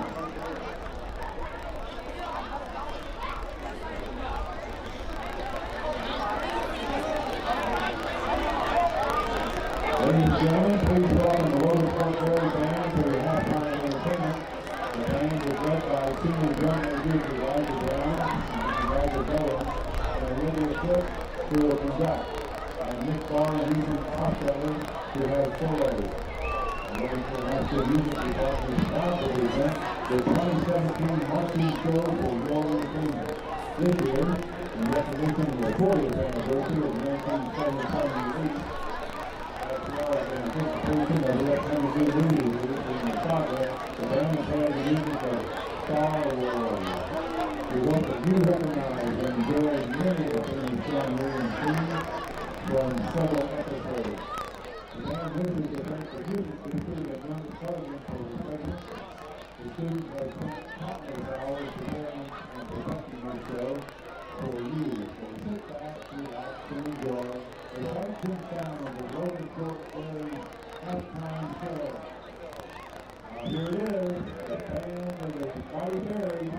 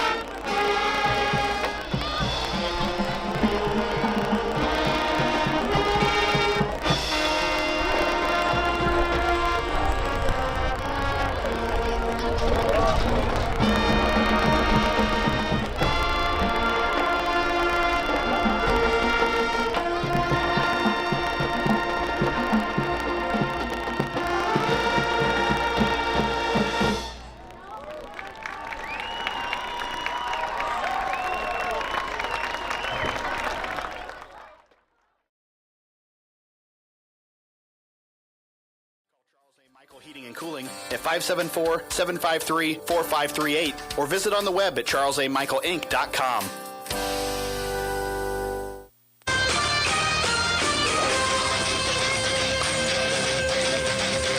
Alongside Dave Packard.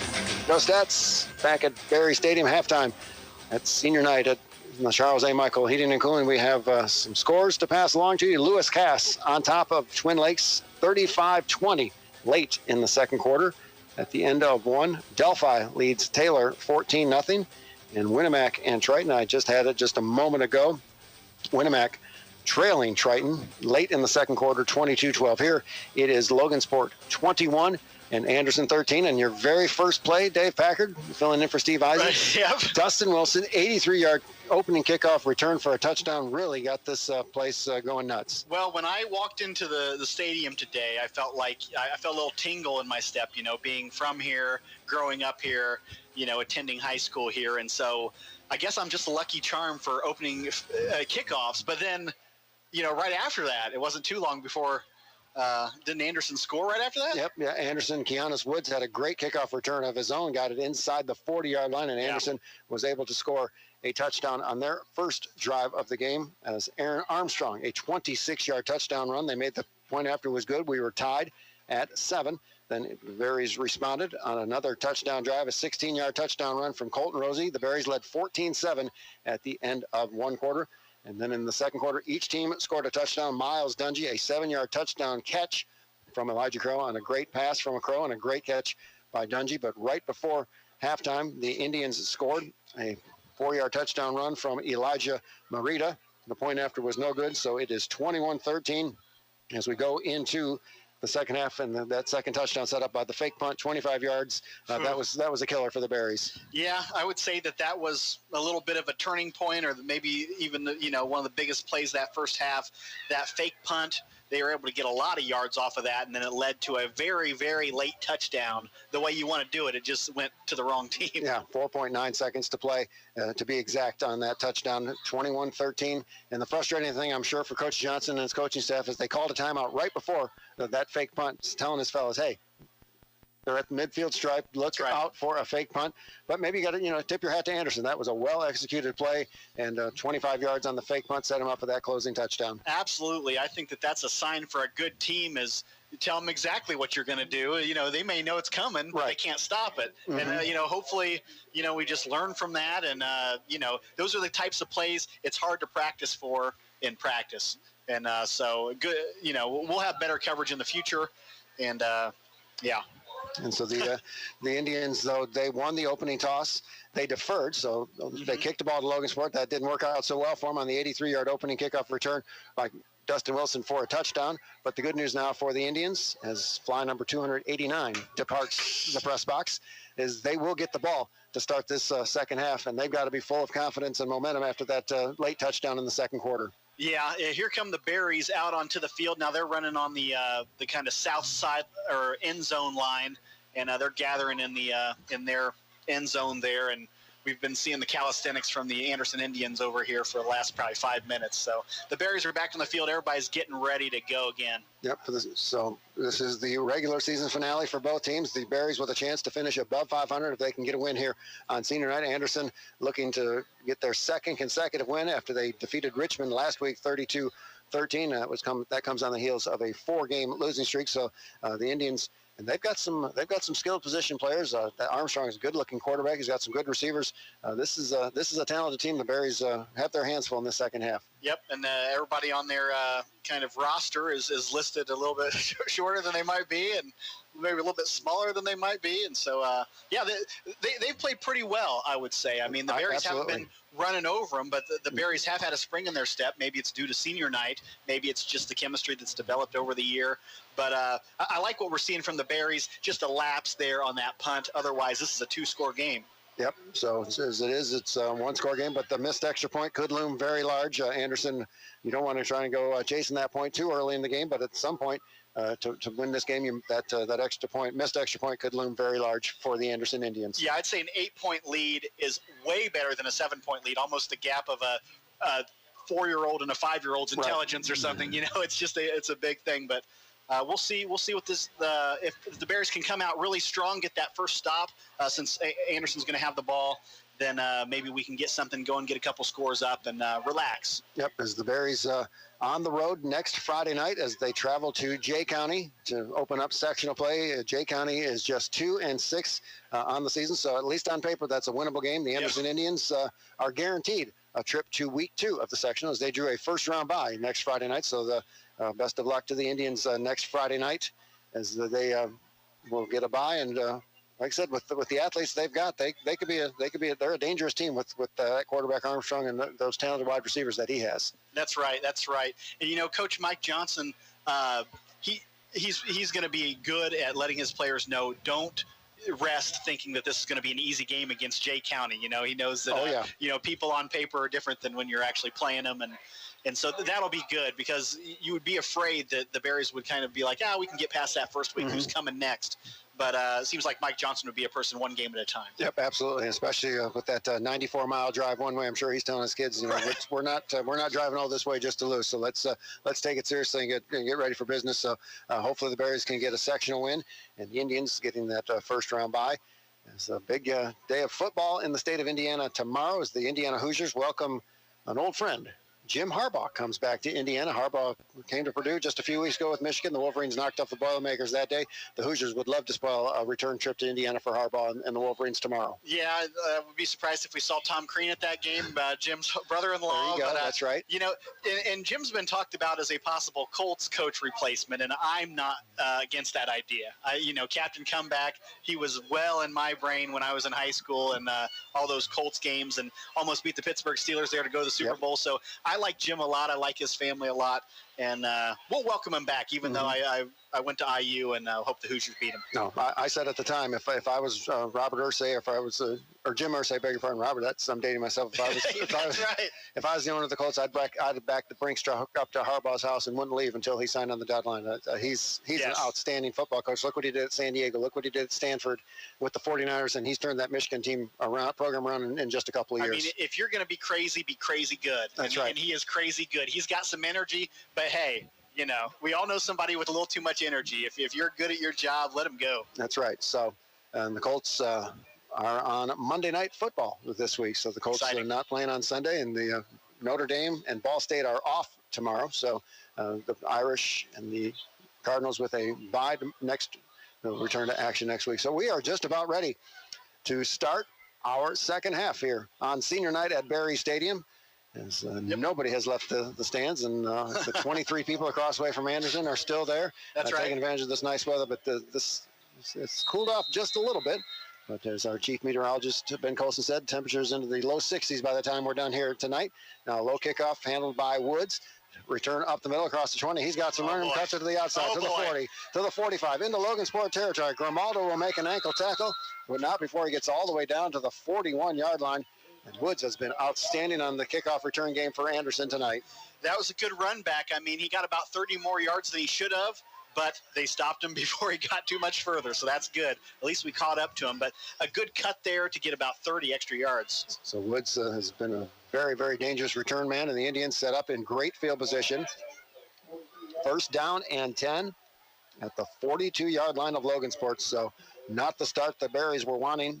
And exactly what Anderson was looking for as they look to keep the momentum going following that late touchdown in the second quarter to pull within 8 points, 21-13, with 11:51 to go here in this third quarter. And the first play from scrimmage in the second half, we'll have Anderson in the shotgun, Armstrong with three receivers to his right, Marita in the backfield with them. Now quarterback keeper around the left side, and well defended that time. Steve Mendez knocks him out of bounds short of the 40-yard line, so minimal gain that time. Well played by the Berries. Yeah, good stop there by the Berries. The quarterback ran sideways, really didn't get downfield at all. So they tried to go to the short side of the field, but Steve Mendez from that outside linebacker position corralled him after a 1-yard gain. Second down and 9. There was even a Logansport coach that caught the quarterback as he was running out of bounds and stopped him from falling over. And now the Anderson cheerleaders have made their way over to the Logansport side, so they're all posing for a picture, the cheerleaders from both squads. So that's good to see some camaraderie between the two squads. Now inside handoff to Marita, breaks the tackle inside the 35, close to the first down. Alex Starkey brings him down a yard short of the first down to the 33-yard line on that second down pickup of 8 yards. So it'll be 3rd and a yard as Coach Johnson out near the numbers, yelling at his defense, exhorting them to come up with a stop here on 3rd and a yard. Yeah, it looked like the offensive line for the Indians just probably got a good push there because there wasn't a lot to that run, but there was a pretty decent pickup. And Coach Johnson doesn't look happy, so perhaps he saw something. Maybe that's why it was such a good run. Maybe the Bears maybe a missed assignment defensively. In any event, it's 3rd and short for the Indians at the Logansport 33-yard line. And now on the read option, the ball is bobbled, and Armstrong is brought down for a loss. Brandon Goodman with a huge play. And again, some indecision that time on that read option between Armstrong and Marita, but the Bears' defensive front didn't give Armstrong very many options there. And a quarterback very lucky to hold on to that ball. It looked like from both of our perspectives, I could tell that there's a little bit of bobbling going on. And certainly what was a great stop. Yes, it was. So the Indians will go for it, though, on 4th down. 4th down and 4. The ball spotted at the 37-yard line of Logansport. They need to get to the 33, does Anderson, to keep this drive alive. So a huge play early in this 3rd quarter in a very good football game here on senior night. And now Armstrong will keep it himself, rolls out to the right. He's under heavy pressure. Dungy and Hirschberger, now he put it up for grabs. The pass is almost intercepted. Batted away by Grimaldo. Flag on the play. I was afraid it was going to be some interference or something. There is a flag on the play. That's usually in the area of illegal man downfield, I think, by the Indians. So that from where that one was thrown. Right. Because it certainly looked like Armstrong was going to run with it. And they decided to throw with it. And, yep, that is going to be an illegal man downfield on the Indians. All right. So the ball will be turned over to Logansport.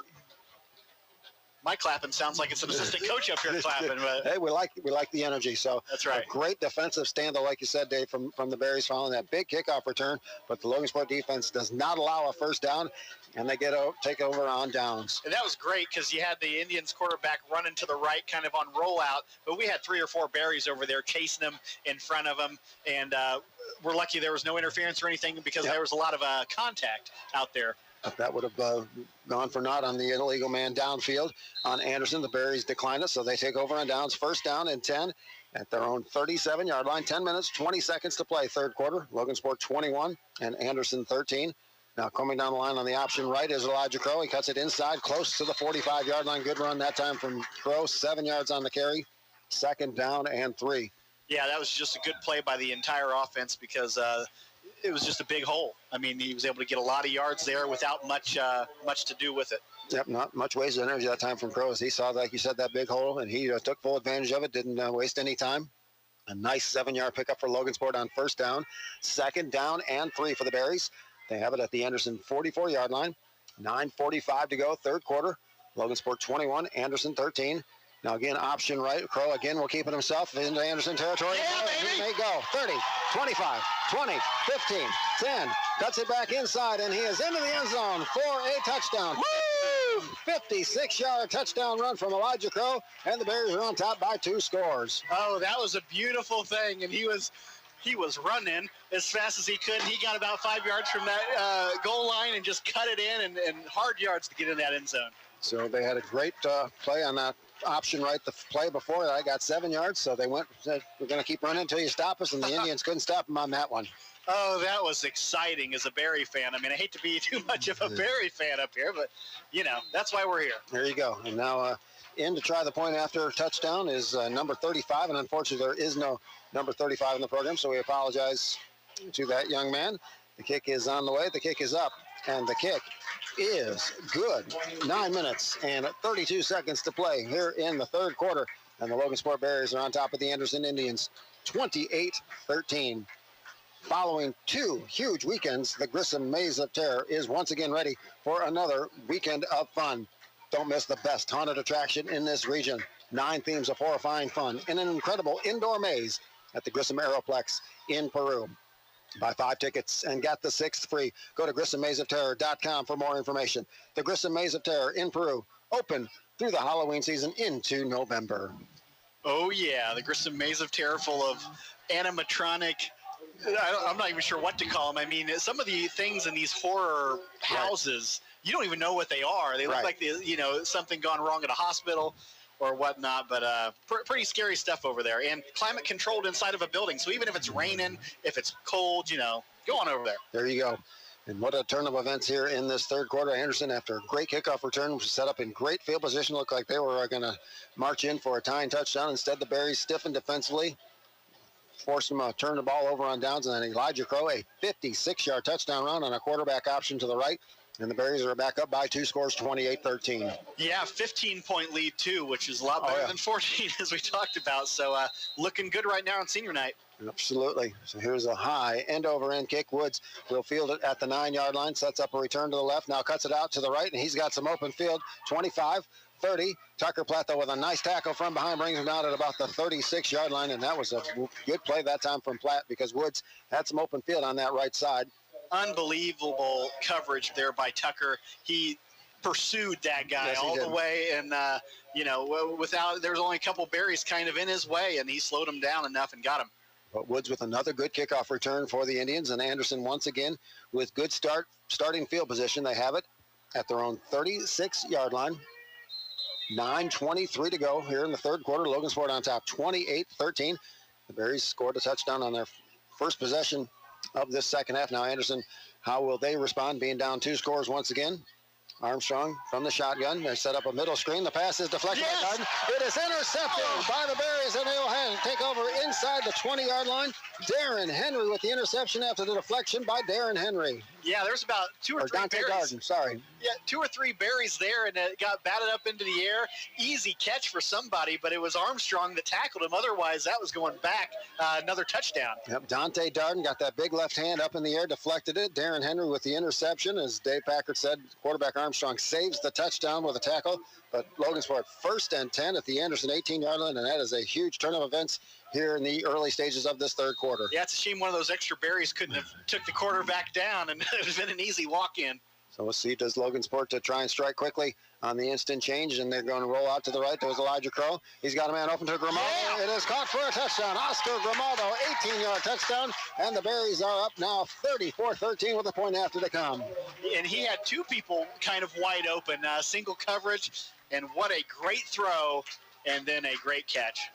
So the second touchdown pass of the night for Elijah Crow. This one 18 yards to Oscar Grimaldo as the big fireworks across the way go off. And you're still standing. That's good. That's always a good thing. 34-13, Logansport on top with 9:11 to go. So the Berries with a couple of touchdowns here in back-to-back fashion. There's a young lady down here with a blinking sign. I don't know what it says, but they put lights on signs now. Have you seen that? How about that? Okay, let's go Hirsch. Let's go Hirsch. Okay. All right. The Hirschberger family. O'Reilly Hirschberger. That's the way to do it. Friday Night Lights, we love 15. Woo! And they heard you talking about it, Dave Packer, because they turn the sign around so we can see it. So that's great. What a great atmosphere out here. So Anderson was offside on the point after, so the Berries will accept the penalty. They'll move it a half yard or half the distance, so 1.5 yards away. And Coach Johnson is looking for an explanation from the official. Does Coach Johnson not have the option to either decline the penalty or take the 5-yard mark off on the ensuing kickoff? We'll have to wait and see. Well, they're about ready to do an extra point, and he is past the 20 on the field, so he got pretty far out there. But you have to talk. How are you going to talk to the refs if you don't walk on out there, right?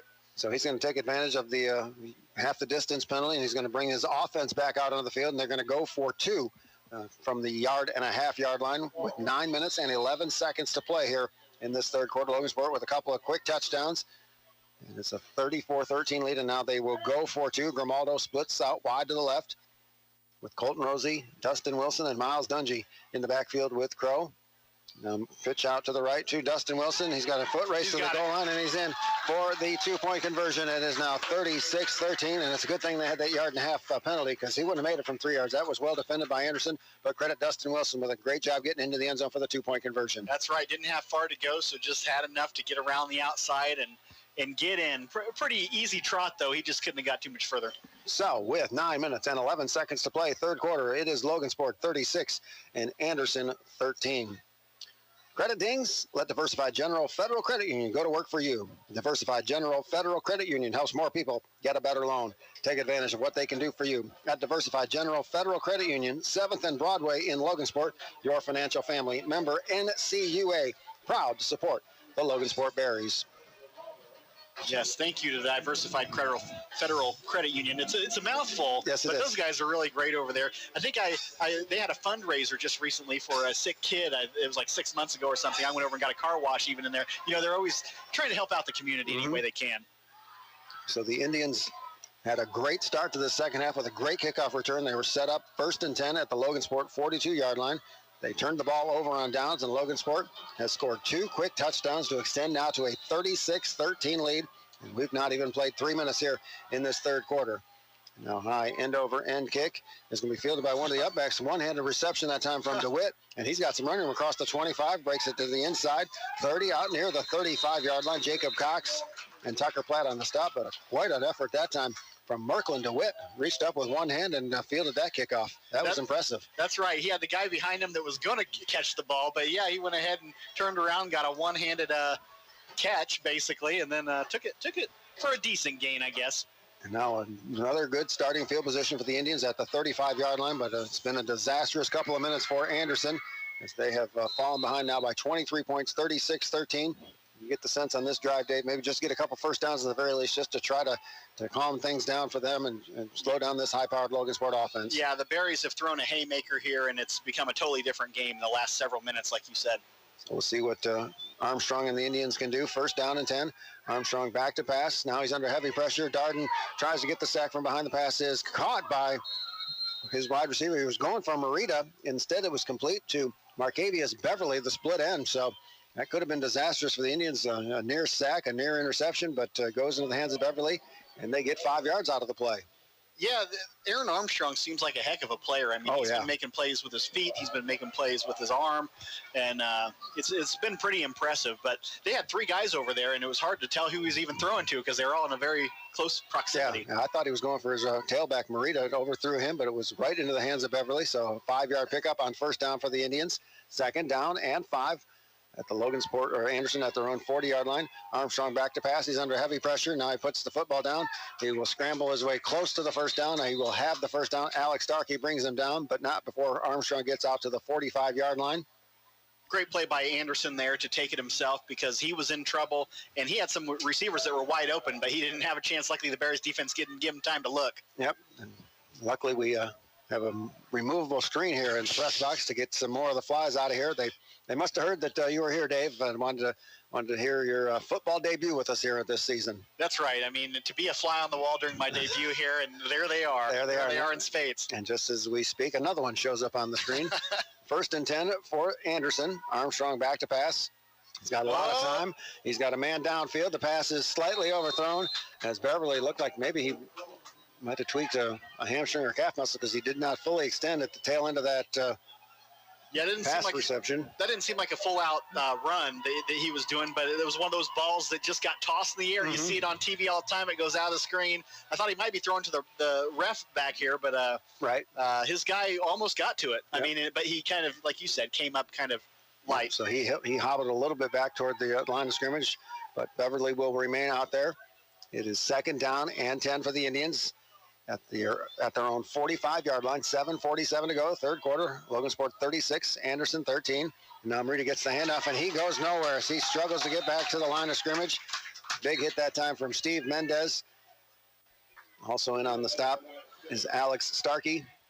So no gain, so now 3rd down and 10 for the Indians. Great play by Mendez, just a sophomore. Steve Mendez got quite a future ahead of him for the Berries. Yeah, nice work there by the defensive line. They just couldn't go anywhere. So we'll see what Aaron Armstrong and the Indians come up with us on 3rd and long at their own 45-yard line. 3 receivers out to the right, 1 to the left for Armstrong in the shotgun. Armstrong back to pass.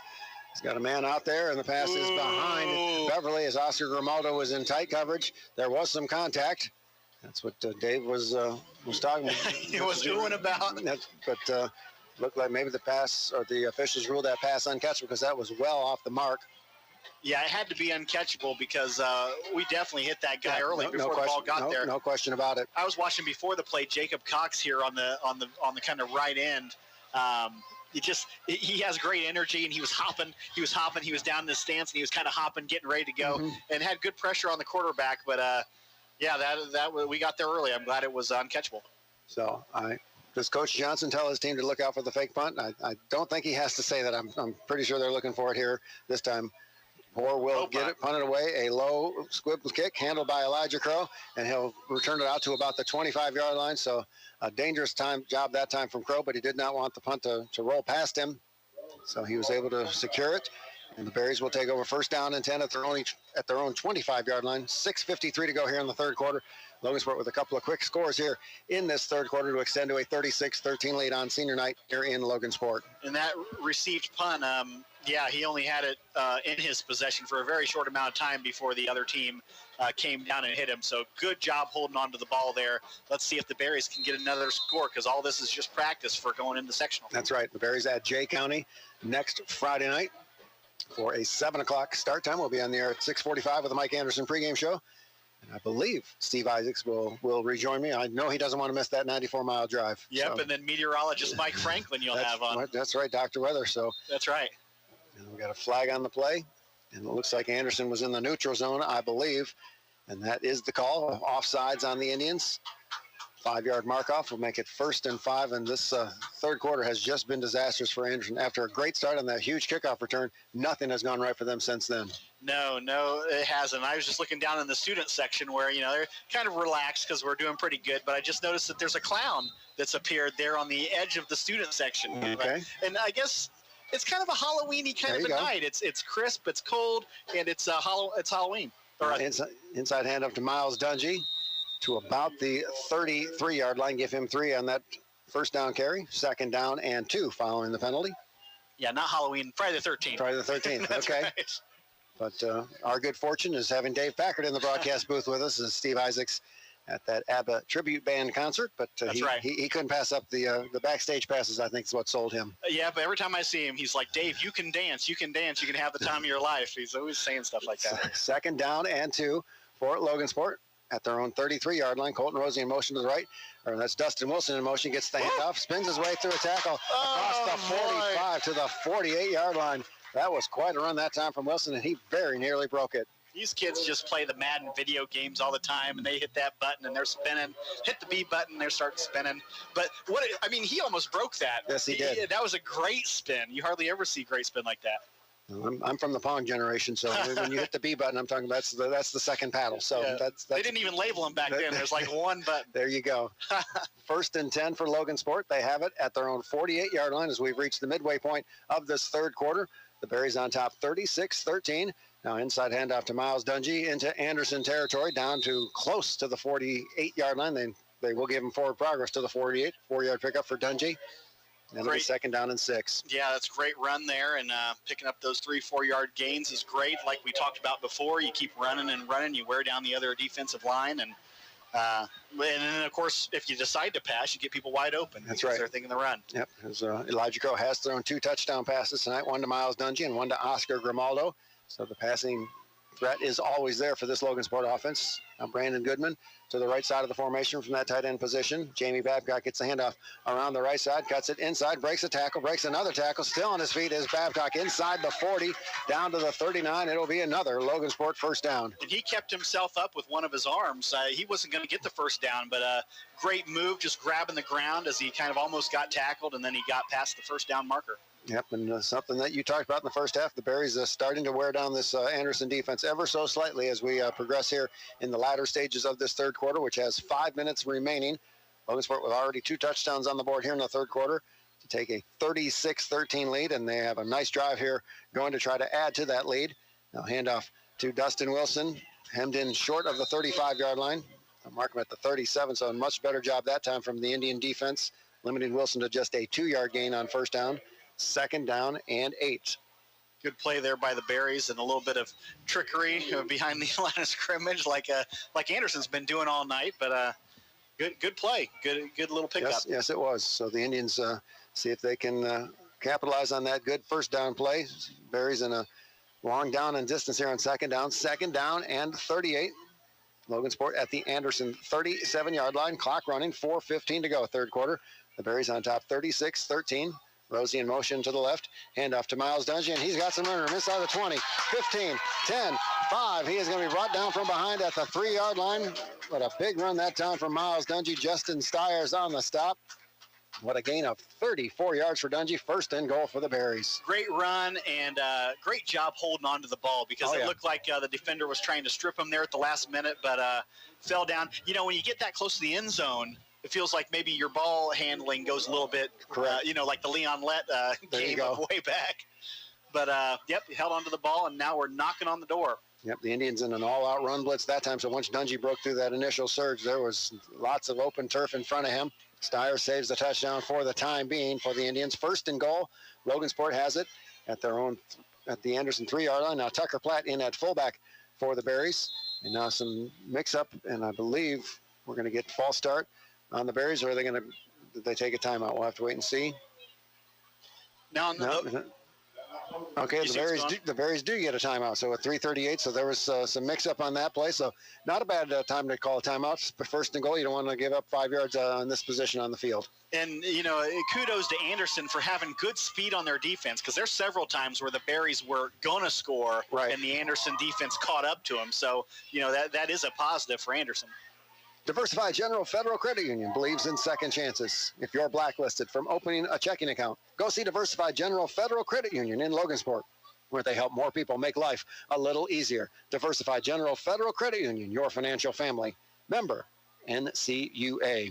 3:38 to go, third quarter. The Berries with a couple of touchdowns and a 2-point conversion here in the second half to extend to a 36-13 lead with 3:38 to go, and they are knocking on the door. First and goal. They do get the 5-yard penalty, so that was the worst of both worlds for the Berries. The 5-yard penalty on the false start, and they lose a timeout as well. Now handoff to Tucker Platt, who is close to the goal line. They'll mark him down at the 1. Good run that time from Tucker Platt. Give him 7 yards on that first down carry. It'll be second down and goal from the 1. Clock continues to run. 3 minutes and 20 seconds to play on senior night here at Berry Stadium, with the Berries with a golden opportunity to finish above 500 in the regular season at 5-4 and get their third win in the North Central Conference. As Anderson has just had a tough third quarter, a great start to the third quarter, and then it's all gone downhill after that great opening kickoff return for the Indians here in the second half. Now Tucker Platt around the left side is into the end zone for a touchdown, 1-yard touchdown run for Tucker Platt, and the Berries now extend to a 42-13 lead on their third touchdown here in the third quarter. Great effort by the Berries. It feels like they're firing on all cylinders tonight. Like we said, the big kickoff return to start off the game. We barely even saw that had happened. And then great offense tonight and great defense. So has that been all three facets of the game? Has that been a theme throughout the season? Yes, it has. Yep. Especially in the first couple of wins against Peru and Frankfurt. They were outstanding in all three phases of both of those opening season victories. Now the kick is up, and it is going to be good, as Anderson had a great push on the left side. I'm shocked they didn't get a hand on that one. So the Berries, with the successful point after touchdown, they lead 43-18. Logansport with 22 third quarter points to blow this game wide open, and they now lead by 30 with inside of 3 minutes to play here in this third quarter. Yeah, you heard me say, oh no, folks, and that was because when the ball was snapped, there was like 3 or 4 guys standing almost right in front of our kicker. Like, they got right through the line, but the kick, no problem for the kicker. The kicker didn't even look like he was bothered by it. Nope, sure didn't. So the Berries, after scoring 21 points in the first half, have scored 22 points here in the first 9 minutes and 3 seconds of the third quarter to blow this game wide open, 43-13. And Anderson, after a very, very impressive, I keep going back to that opening kickoff to start the second half at the 42-yard line of Logansport, and the wheels have just fallen off ever since then. Yeah, that's right. And credit the Berries for taking control, because, it's been a little bit of a back-and-forth game. I'm sure they went into halftime and said, come on, fellas, we're a good team, and, these mistakes are costing us. Otherwise, we'd be up big. Now they are up big. They're not making as many mistakes. So Anderson was offside on the point after. The Berries will take the 5-yard mark off on the kickoff. So the ball will be spotted at the 45-yard line, so a shorter kick. And the dangerous Keanis Woods standing back at his own 1-yard line. He has had several good returns for the Indians tonight. He has been, along with Armstrong, the two best players that Anderson has had tonight. And now a false start from the kicker. Just kidding, fellas. Now he's ready. Now he's ready to go. Squib kick it off one of the Anderson upback as they were trying to go for an onside kick on the deflection, but it was held onto by Jack Gray. A very, very heads-up play by the freshman Gray as that ball carried right off of him, but he didn't go far enough away, and the Berries unable to capitalize. I don't know if that was 10 or 15 yards, but yeah, just a line drive at the guy, and you hope that when you saw it going that it would bounce off the guy and bounce back, but no kick on that kick. As far as that ball, I'm surprised that was kicked very hard at Gray, but it did not get the deflection and the carom that the Berries were hoping for. So Anderson once again with good starting field position, their own 43-yard line. Anderson just has not been able to take advantage of some short fields that their special teams have given them here tonight. And now they really need to do something on this drive as this game's starting to get away from them, down 30, 43-13 with 2 minutes and 55 seconds left to play here in this third quarter.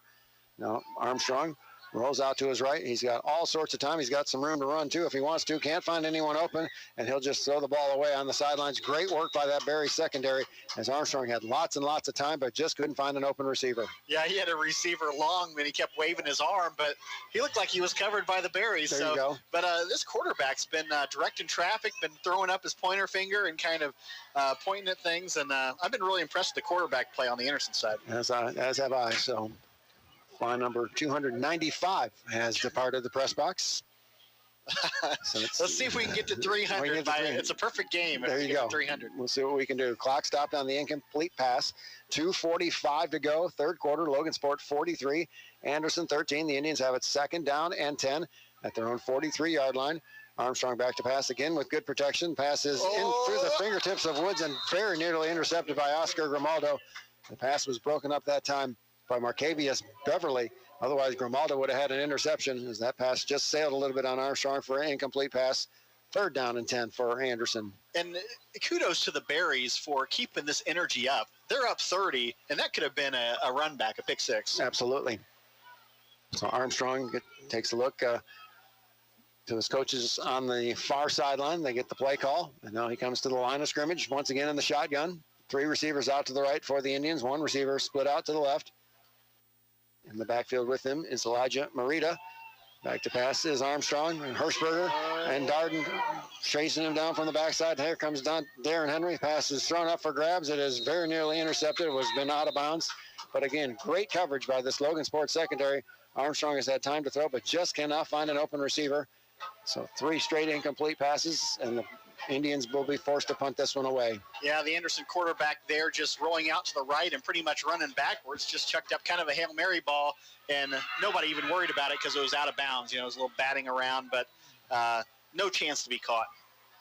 Good throwaway by the quarterback. Yeah, great defense by the Berries. They harassed Armstrong in the pocket, and the secondary had it covered well on the backside. So 4th down and 10 for Anderson. Crow and Rosie standing about their own 25-yard line to field this punt from Poor. Poor gets it off the side of his foot. It will take an Anderson bounce and roll inside the 30, inside the 25. So one of the ugliest looking punts you'll see, but very effective as it took a nice bounce inside the 20 down to about the 22-yard line. It reminds me of one of those sidearm pitches, but, it was kind of they had it rotating like a UFO, like I was saying before, and heading left and just kind of bounced and headed left. But it was, after all that was said and done, a 35-yard punt, no return, so a very effective punt. One of the ugliest punts you'll ever see, but Anderson, I'm sure, would take that every time to get a 35-yard net punt at the high school level. So 1st down and 10 for the Berries at their own 22-yard line. 2 minutes, 18 seconds to play, third quarter. Logansport 43, Anderson 13. The Berries with 22 third-quarter points to blow this game wide open here on senior night. Now inside handoff to Jamie Babcock across the 25. Babcock still on his feet, fights his way out to the 28-yard line. Tackled there by Vinny Rayford, 5'7" sophomore. But a nice gain on 1st down for Babcock. Give him at 6 yards. That's right. We'll take that all day. Absolutely. 2nd down and 4 as we are inside of 2 minutes to play in the third quarter. Don't forget the Berries next Friday night as they open sectional play at Jay County. You can hear that game on 12:30 a.m. WSAL, 94.9 FM, 7 o'clock kickoff, 6:45 pregame with the Mike Anderson pregame show here on 12:30 WSAL, 94.9 FM. Now Drake McLaughlin gets a handoff around the left side across the 30 out to the 31-yard line. Give him a 3-yard pickup on 2nd down. It will set up 3rd and short for the Berries, 3rd and a yard. And you mentioned the FM dial. crisp and clean all the way through the county. And we talked about the AM signal at halftime and how at night that kind of goes away in range. Right. So if you had trouble picking up the games at night, and maybe you're still listening on AM, you can't hear me, but call your friend that's listening on AM and say, listen to FM. You'll be able to hear it clear all over the county. 3rd and a yard for the Berries as we approach 1 minute to play here in the third quarter. Inside handoff. No, Crow keeping himself on the quarterback option, and he is hemmed in, and he will be brought down behind the line of scrimmage, maybe right at the line of scrimmage. So good play defensively that time from Anderson, as that was Ontarius Jones, a 6-foot junior, in on the stop. Yeah, that play made me kind of make it look like I tasted something bad. It wasn't. It was probably one of our worst plays of the game, but it just didn't go anywhere. We've had such a successful game. Yeah. We're talking about the worst play of the game, and it's pretty late. Yep. Well, the Berries will go for it on 4th and 1, despite being very deep in their own territory at their own 31-yard line. So they will go for it on 4th and 1. Now Crow will hand the ball off to Josh Manfred, and he, I believe, will get the first down, as he did not get a whole lot, but fortunately for the Berries, he didn't need much. He got 2 yards. I only needed 1, so first down for Logansport. And last play of the game, it looks like maybe for the third. Oh, well, it was a running clock there, but you got to wait a minute. Yep, so now the clock will stop temporarily, allow the chains to reset. Yeah. And now the clock will restart, and the Berries will retreat to the sideline as they'll allow the remaining 10 seconds of this third quarter runoff. And what a third quarter it was for the Berries, as they score 3 touchdowns, included in that a 2-point conversion. So 22 third quarter points for the Berries, none for Anderson. So we are at the end of 3. It is Logansport 43, Anderson 13. We'll step aside for a break. We'll return with our fourth quarter on the home of Logansport Berries football, AM 1230 and FM 94.9 WSAL.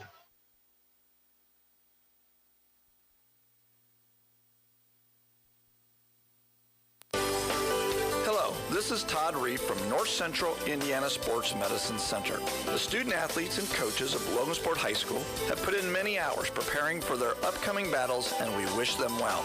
The therapists at North Central Indiana Sports Medicine Center have put in many years preparing to help you face your battles. Call North Central Indiana Sports Medicine Center to find out how we can help you.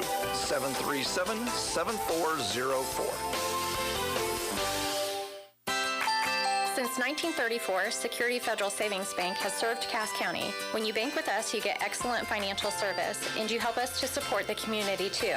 Hi, I am Tammy Helvey, Logansport Branch Manager. I want to thank our customers for their business. It's because of you that we are able to give back to the Logansport High School groups, including the athletic department, Logansport dance team, after prom, and many more. We're proud to sponsor the Logansport Berries. Security Federal Savings Bank, member FDIC.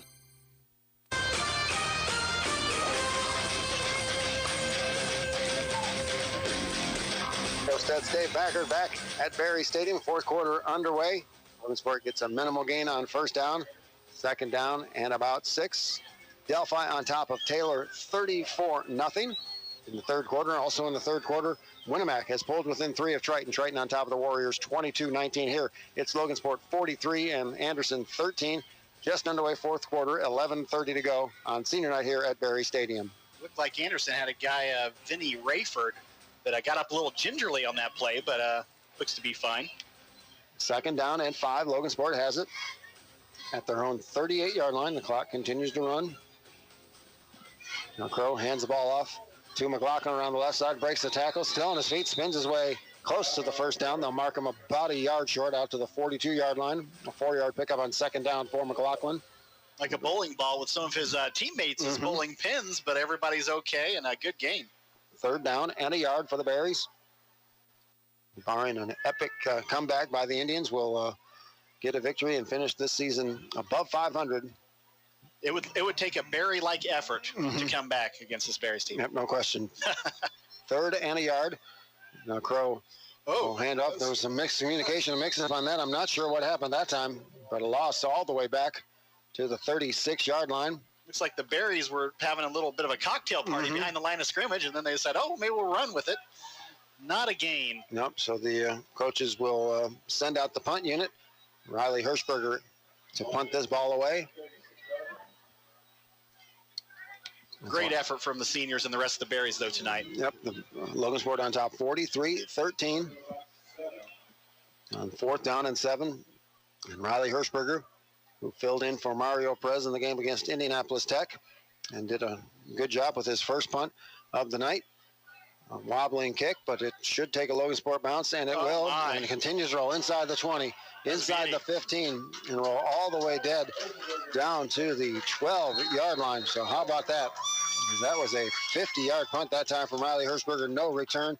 It bounced about 25 yards. So we talked about Anderson, an ugly-looking punt. That was an ugly-looking punt from Hirschberger, but a great roll and a great result for the Berries. And that looked outside the numbers, too. Maybe a couple yards from the out-of-bounds line and just kept rolling end over end. So great kick. I'm sure he planned to do that. Oh, yeah. Yep, it took a carom to the left instead of to the right, so it stayed in bounds. And it rolled all the way dead down to the 12-yard line. I think it was probably our crowd just kind of, the weight shifted and it was able to roll this way since we were outnumbering the Anderson crowd by a lot. So we'll see what Anderson can come up with on this possession. Down 30, 43-13 with 9:51 to go. Now they're going to bring out 3 wide receivers to the wide side of the field, to the right side. 1 receiver out to the left and the short side of the formation. Armstrong in the gun for the Indians. He rolls out to his right. He's got some time. Got a man downfield. Nice the throw. Pass is going to be caught on a nice play that time, as Dave Packer said, a good throw and a good catch that time from Javion Poor. And a big gain out to the 49-yard line, 37-yard pass play for the Indians. Boy, that looked a little bit like a Hail Mary, but a perfect spiral, and it fell right into the guy's lap. As Dave and I have talked about, we're very, very impressed with Armstrong, a good athlete from that quarterback position, good footwork, got a strong right arm. And a big play, the biggest play of the game offensively for the Indians. And they have it first down and 10 at their own 49-yard line. Clock running, 9 minutes and 30 seconds to go. As Armstrong looks to the sideline to get the play call. Play clock down to 5. They do snap it away. Now bubble screen over to the right, and it goes right through the fingertips of Cornell Morrow. And he was open. The play was well defended, though. Tucker Platt was there, as was Grimaldo. Would have been a minimal gain. But the pass falls to the ground, incomplete. Second down and 10 for Anderson. Great job by the Anderson offense there. The offensive line handled us on that play, and just kind of like you said, it was a bubble screen out there, and just a drop pass. But it didn't look like they were going to get very far anyways. No. It was well defended once they caught it. Yep, it sure was. Second down and 10. Now, Contavious Woods out to the right. Under center now is Armstrong. Back to pass. Woo. The pass is through the fingertips of Poor, and Brandon Goodman was all over him in the backfield. Had a near sack that time, forced Armstrong to throw the ball before he wanted to. Yeah, way to go, the junior Brandon Goodman. Great pressure there. And if the quarterback had more time, it looked like that play might develop. He had no time, and that's what you want to do on defense. Yep, credit Goodman. That's the best pass defense there is, a good pass rush from the defensive line. Ask Andrew Luck. There you go. Well, not this year, but because they can't keep him on the seat. There you go. Third down and 10 for Anderson. They have it at their own 49-yard line. Armstrong back to pass. He's under heavy pressure. Riley Hirschberger, Jacob Cox chase him as he rolls, running for his life. Pass is thrown out there. Elijah Crow had good coverage as the pass falls incomplete. But credit, good pass coverage again by the Berries and good pass rush as Hirschberger and Cox were all over Armstrong, and I believe the Indians will go for it. And I don't think they have anything to lose at this point, down 30 with just 9:03 to go here in this contest. Definitely not. And Armstrong, that looked like, except he threw it the opposite direction, the same play where he chucked it up running kind of backwards diagonally, and it fell out of bounds. But what arm strength and what great control to be able to be running back like that and throw a perfect spiral like that deep. I mean, very impressive. Yeah, I was about to say that was a very tight spiral. That might have been the best looking throw of the night for Armstrong, but it was well defended by the Berries, so it falls incomplete. Fourth down and 10 now for the Indians, who will go for it. Back to pass is Armstrong. He's got a man out there, and the pass is intercepted by Jamie Babcock, and the Berries will take over at the 25-yard line. And Babcock puts up his arms like, hey, no problem, kind of like the Jordan shrug. But threw it right to him. It was a tight spiral. And but luckily he was in the right place to catch it. Yep. So the Berries with the turnover. Babcock's second interception of the night. Logansport will take over first and 10 at their own 25-yard line. And now Coach Johnson meets with his quarterback Elijah Crow on the sideline before they send the play call in. The Berries defense continues to pitch a shutout here in this second half, outscoring Anderson 22-0 here in the second half. After that great kickoff return by the Indians, set them up in great field position, Logansport has owned this second half, outscoring them 22-0. And the Berries well on their way to a victorious senior night and a 5-4 regular season, and they'll be headed to Jay County full of confidence and momentum next Friday night as they open up sectional play. Great pick by Babcock there. Goodman now shifts over to the left side. The formation handoff around the left to Colton Rosie, and he is hemmed in, brought down right at the 25-yard line. That was a good play over there by, I believe, that was Ontarius Jones with the stop. Second time we've called his name. That was a nice tackle by Jones. And Jones hit him so hard, he's limping off the field a little bit as he got the worst of that collision with Colton Roses. He really put a lick on him, but he's hopefully he'll be okay as he walks off the field under his own power. No gain on the play. Second down and 10 for the Berries.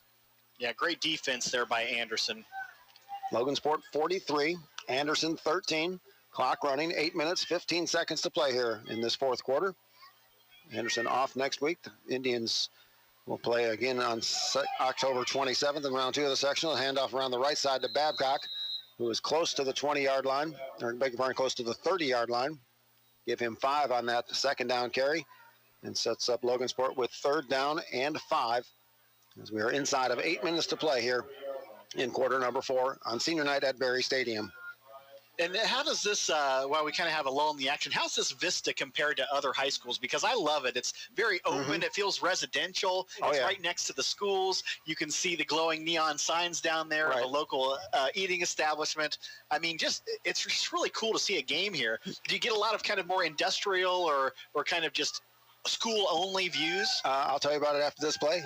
As Crow rolls out to his left, he's under heavy pressure. Flag is on the play. He'll keep it on quarterback keeper across the 35, breaks the tackle out just short of the 40 to the 39, but like we said, a flag on the play probably will be holding on the Berries. That was thrown in the neighborhood where you normally see that. I tell you, the neatest place I've been is Frontier High School. Have you ever been to Frontier? Chalmers, Indiana, in White County. It's literally in the middle of a cornfield. It's where you see the cars across the way, all you see is cornfield. So it was one of the most bizarre things I've ever seen. So Indianapolis Tech is a fabulous facility. The press box is lower to the ground than this is, so you've got a great seat there.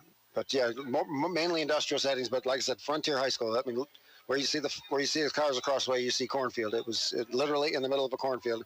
A neat place. If you ever get a chance to go see a game at Frontier, I would encourage you to do that. I've set some equipment up at Lewis Cast before our radio as part of my radio station gig, and just to see the combines out. It's a really cool experience being in Indiana to see, community outside your football stadium. Yep, but Frankfurt's located right in the heart of downtown Frankfurt. That's a neat place. Lafayette, Jeff Kokomo. Yeah, there's a lot of neat places. Now Babcock in at quarterback for the Berries. Pass is complete to Dustin Wilson across the 30 to about the 31-yard line. So Babcock and Crow were alternating snaps earlier in the season before they decided to give Crow all the snaps. But now Jamie Babcock getting some snaps from that quarterback position with the Berries comfortably ahead, 43-13 with 6.5 minutes to go. And he delivered that one on target to Wilson. They were pushed back deep, but 15-yard gain there and a great throw and catch there. So it is 4th down and 5. Looks like Coach Johnson will go for it. All right. And this is, like you said, this is a good practice for the section. They may be faced with a 4th and 5 next week, so this is a good opportunity to practice it in real-life game situations. Babcock rolls out to his right. The pass is low. It is caught. I believe they're going to be short of the first down as Tucker Platt makes the reception. Boy, he got a pretty good spot, too, from that official. Wow. Yeah, there's the first down sign, but yeah, we saw a yard short probably. Yeah, there's no question his knee was short by a yard, but the Berries get the benefit of the doubt on a good spot. But yeah, he was a good half yard short at that time. I feel bad for that official because he's standing now right in the Anderson sideline, and that coaching staff is letting him hear about it because I think they saw the same thing we did, that they got a very generous spot. But hey, sometimes calls go for you, and sometimes they go against you. This one went in the Berries' favor. That's right, and great pickup. Great, like you said, they're practicing for the sectional, and this team doesn't want them to do that, and so it's good practice, a hard defense. Now inside handoff to Tucker Platt, still on his feet across the 40, out to near the 43-yard line. Good hard run that time from Platt as he just exploded through that offensive line. An 8-yard pickup, and Coach Johnson is satisfied with what he saw from that first unit, so now the second stringers come out as a standing ovation for this offense here on senior night for the Logansport Berries, who have put up 43 points on the board on just an incredible offensive display by Logansport. They got some help on the special team and that big kickoff return and a short field following an interception, but this offense has been dominant tonight. And here's where the emotions probably come in for the seniors. It's your last game at home. You've just had a big win, and hopefully they can channel that energy towards the sectional. So we'll see what the second unit can come up with. And the flag on the play. We'll have to wait and see what it is. The call goes against Logansport for a delay of game. So that will push them back 5 yards. So the 2nd and 2 will now be 2nd down and 7 for the Berries. That is Evan Vizcarra, the 2nd string quarterback for Logansport out there right now. 5 minutes to play here in this 4th quarter. Logansport on top 43-13, and now after the yardage is marked off, the clock starts to move. Vizcarra under heavy pressure, but gets out of it, breaks a tackle, breaks another tackle, and he is close back to the line of scrimmage, may have fallen forward for a half a yard. So good job that time from Vizcarra, who was under heavy pressure, was able to escape that and turn it into some positive yardage. That got hairy. I don't know if you could hear me holding my breath for about 7 seconds, but I was like, oh, man, is he going to get out of here? Is he going to get crushed? But he pretty much got back to the line of scrimmage or a little bit more, didn't he? Yep. So 3rd down and 6. Logansport has it at their own 39-yard line. The Berries on top 43-13 with 4 minutes and 20 seconds to play, 4th quarter, as the Berries look to get a sectional win next Friday night at Jay County. Anderson with a bye. They will play on October the 27th. Rolling out to his right now is Vizcarra. The pass is caught by Burnell, but he is hit immediately. May have gotten a yard out to the 40-yard line, and that will be it. And the punt unit will come out, and I think this is a good call by Coach Johnson. Give that punt unit. They've only had to punt the ball one time tonight. They're probably going to have to punt it next week against Jay County. So this is, again, good work and good practice for the sectional, as the Berries have an opportunity, at least on paper, to get a win at Jay County, who have just 2 wins on the season. That's right. Like we said before, they're not going to rest on this win, and I know that Coach Johnson will have them ready for next Friday. So here's Riley Hirschberger, who got a 50-yard punt away the last time he put his left foot into it. This one is a end-over-end kick. Does not get the favorable bounce that he got the last time. It'll roll out of bounds at about the 36-yard line. So Hirschberger didn't get quite all of it, but yeah, there was kind of a -1 on that kick. Once it hit the ground, it just went back a yard, and that was it. But still a reasonable punt. It's not that coffin corner that you're looking for. That's right. And you talked about the UFO-looking punts. We've seen a lot of those from both punters so far tonight. Some weird-looking kicks coming off these guys' foot. Maybe spinning. Maybe it's something to do with Friday the 13th. Maybe there's something to that Friday the 13th after all. That's true.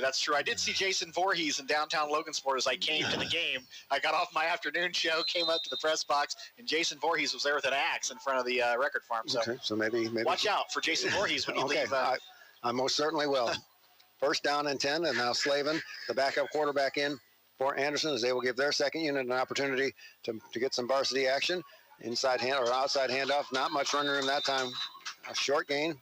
I believe that was T.K. Blair, freshman running back on that carry.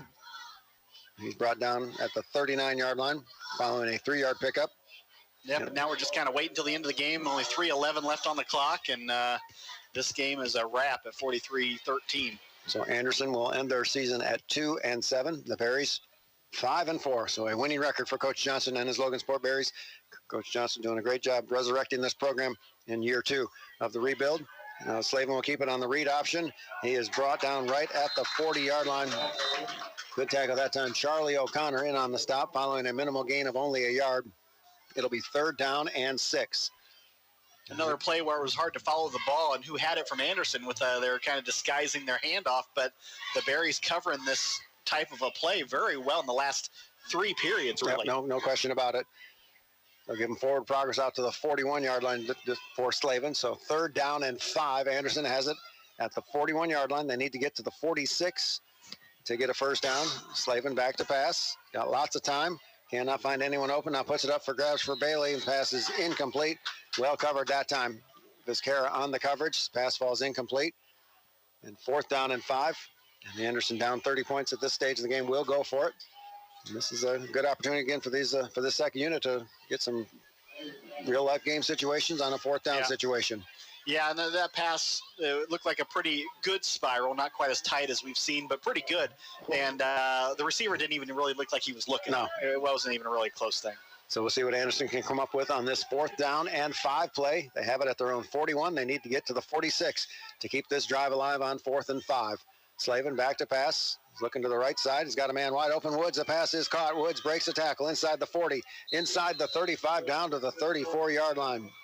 Good play that time from Keanis Woods, who is a very impressive football player for this Anderson team in the kick return game and in as a flanker on that right side. And a good play, good pass that time from Slavin, hitting him in stride for a first down.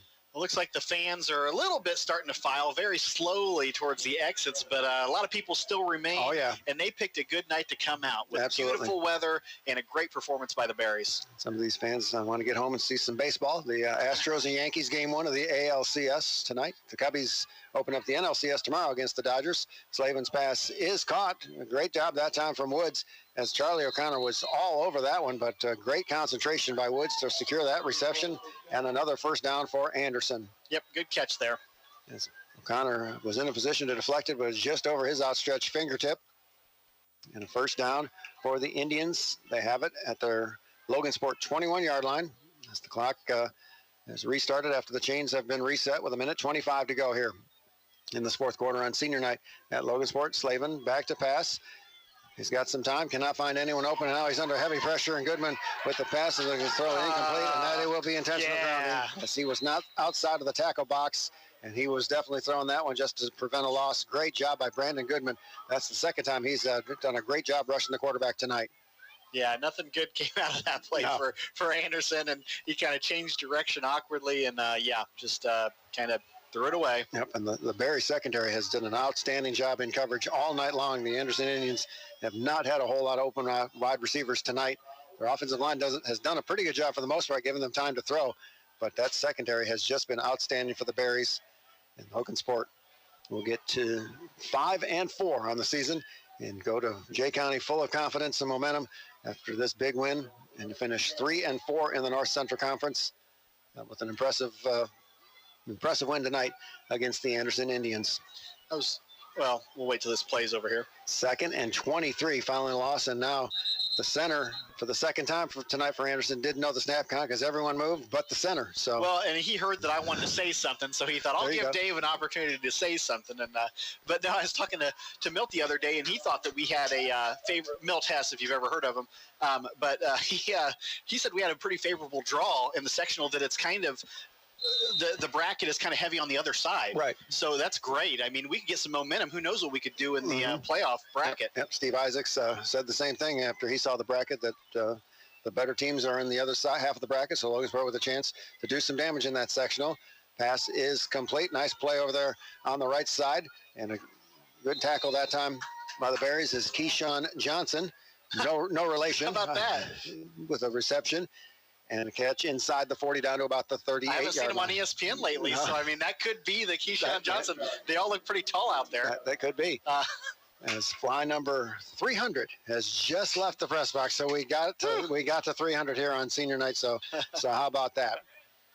Clock running, 30 seconds to go. Anderson has it now 3rd and 27 from the Logansport 38-yard line. Slavin has a man out there, and the pass is intercepted by O'Connor, and he's got some running room. Midfield, 45, inside the 40. He's going to be brought down at about the 35-yard line, but we've seen O'Connor with a near miss on the play before with the interception, and that is the perfect capper to a great senior night here at Logansport. Yeah, we haven't been able to turn on the Jets, but because he could have, but what a great interception. And I was wondering if the Bears were kind of playing the prevent defense, during that last play, because it's kind of wide open catch for 10 yards, but great interception. Yeah, it didn't look like there was prevent on that one. They were playing it straight up. So, as my dad always told me, the only thing the prevent defense does is prevent field goals and leads to touchdowns. So, first down and 10. They're going to try to score here, or are they going to run out the clock? I think they're going to. It's a victory formation for the Berries with just 13.7 seconds to play, and that will bring an end to a very successful senior night. Game. Yes, it was. So the Logansport Berries with a great third quarter to blow this game wide open, outscoring Anderson 22-0. This was a very competitive game for the most part outside of that third quarter. As we say goodbye to the Anderson videographer, a very nice gentleman. Yeah, that's right. We had a lot of fun with him.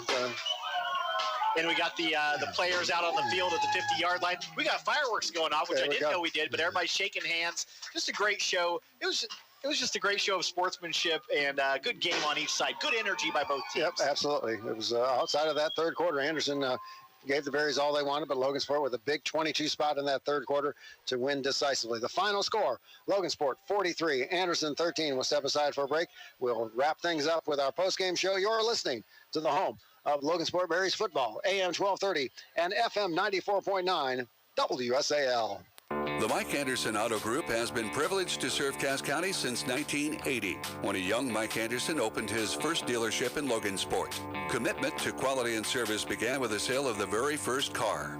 The Mike Anderson Auto Group has since expanded into numerous dealerships, but that very first dealership remains in Logansport and is a prominent part to the Mike Anderson Auto Group, with multiple Chevy Dealer of the Year awards. The Mike Anderson Auto Group. We are Cass County proud. We would like to thank all of the sponsors who support high school athletics on all three locations.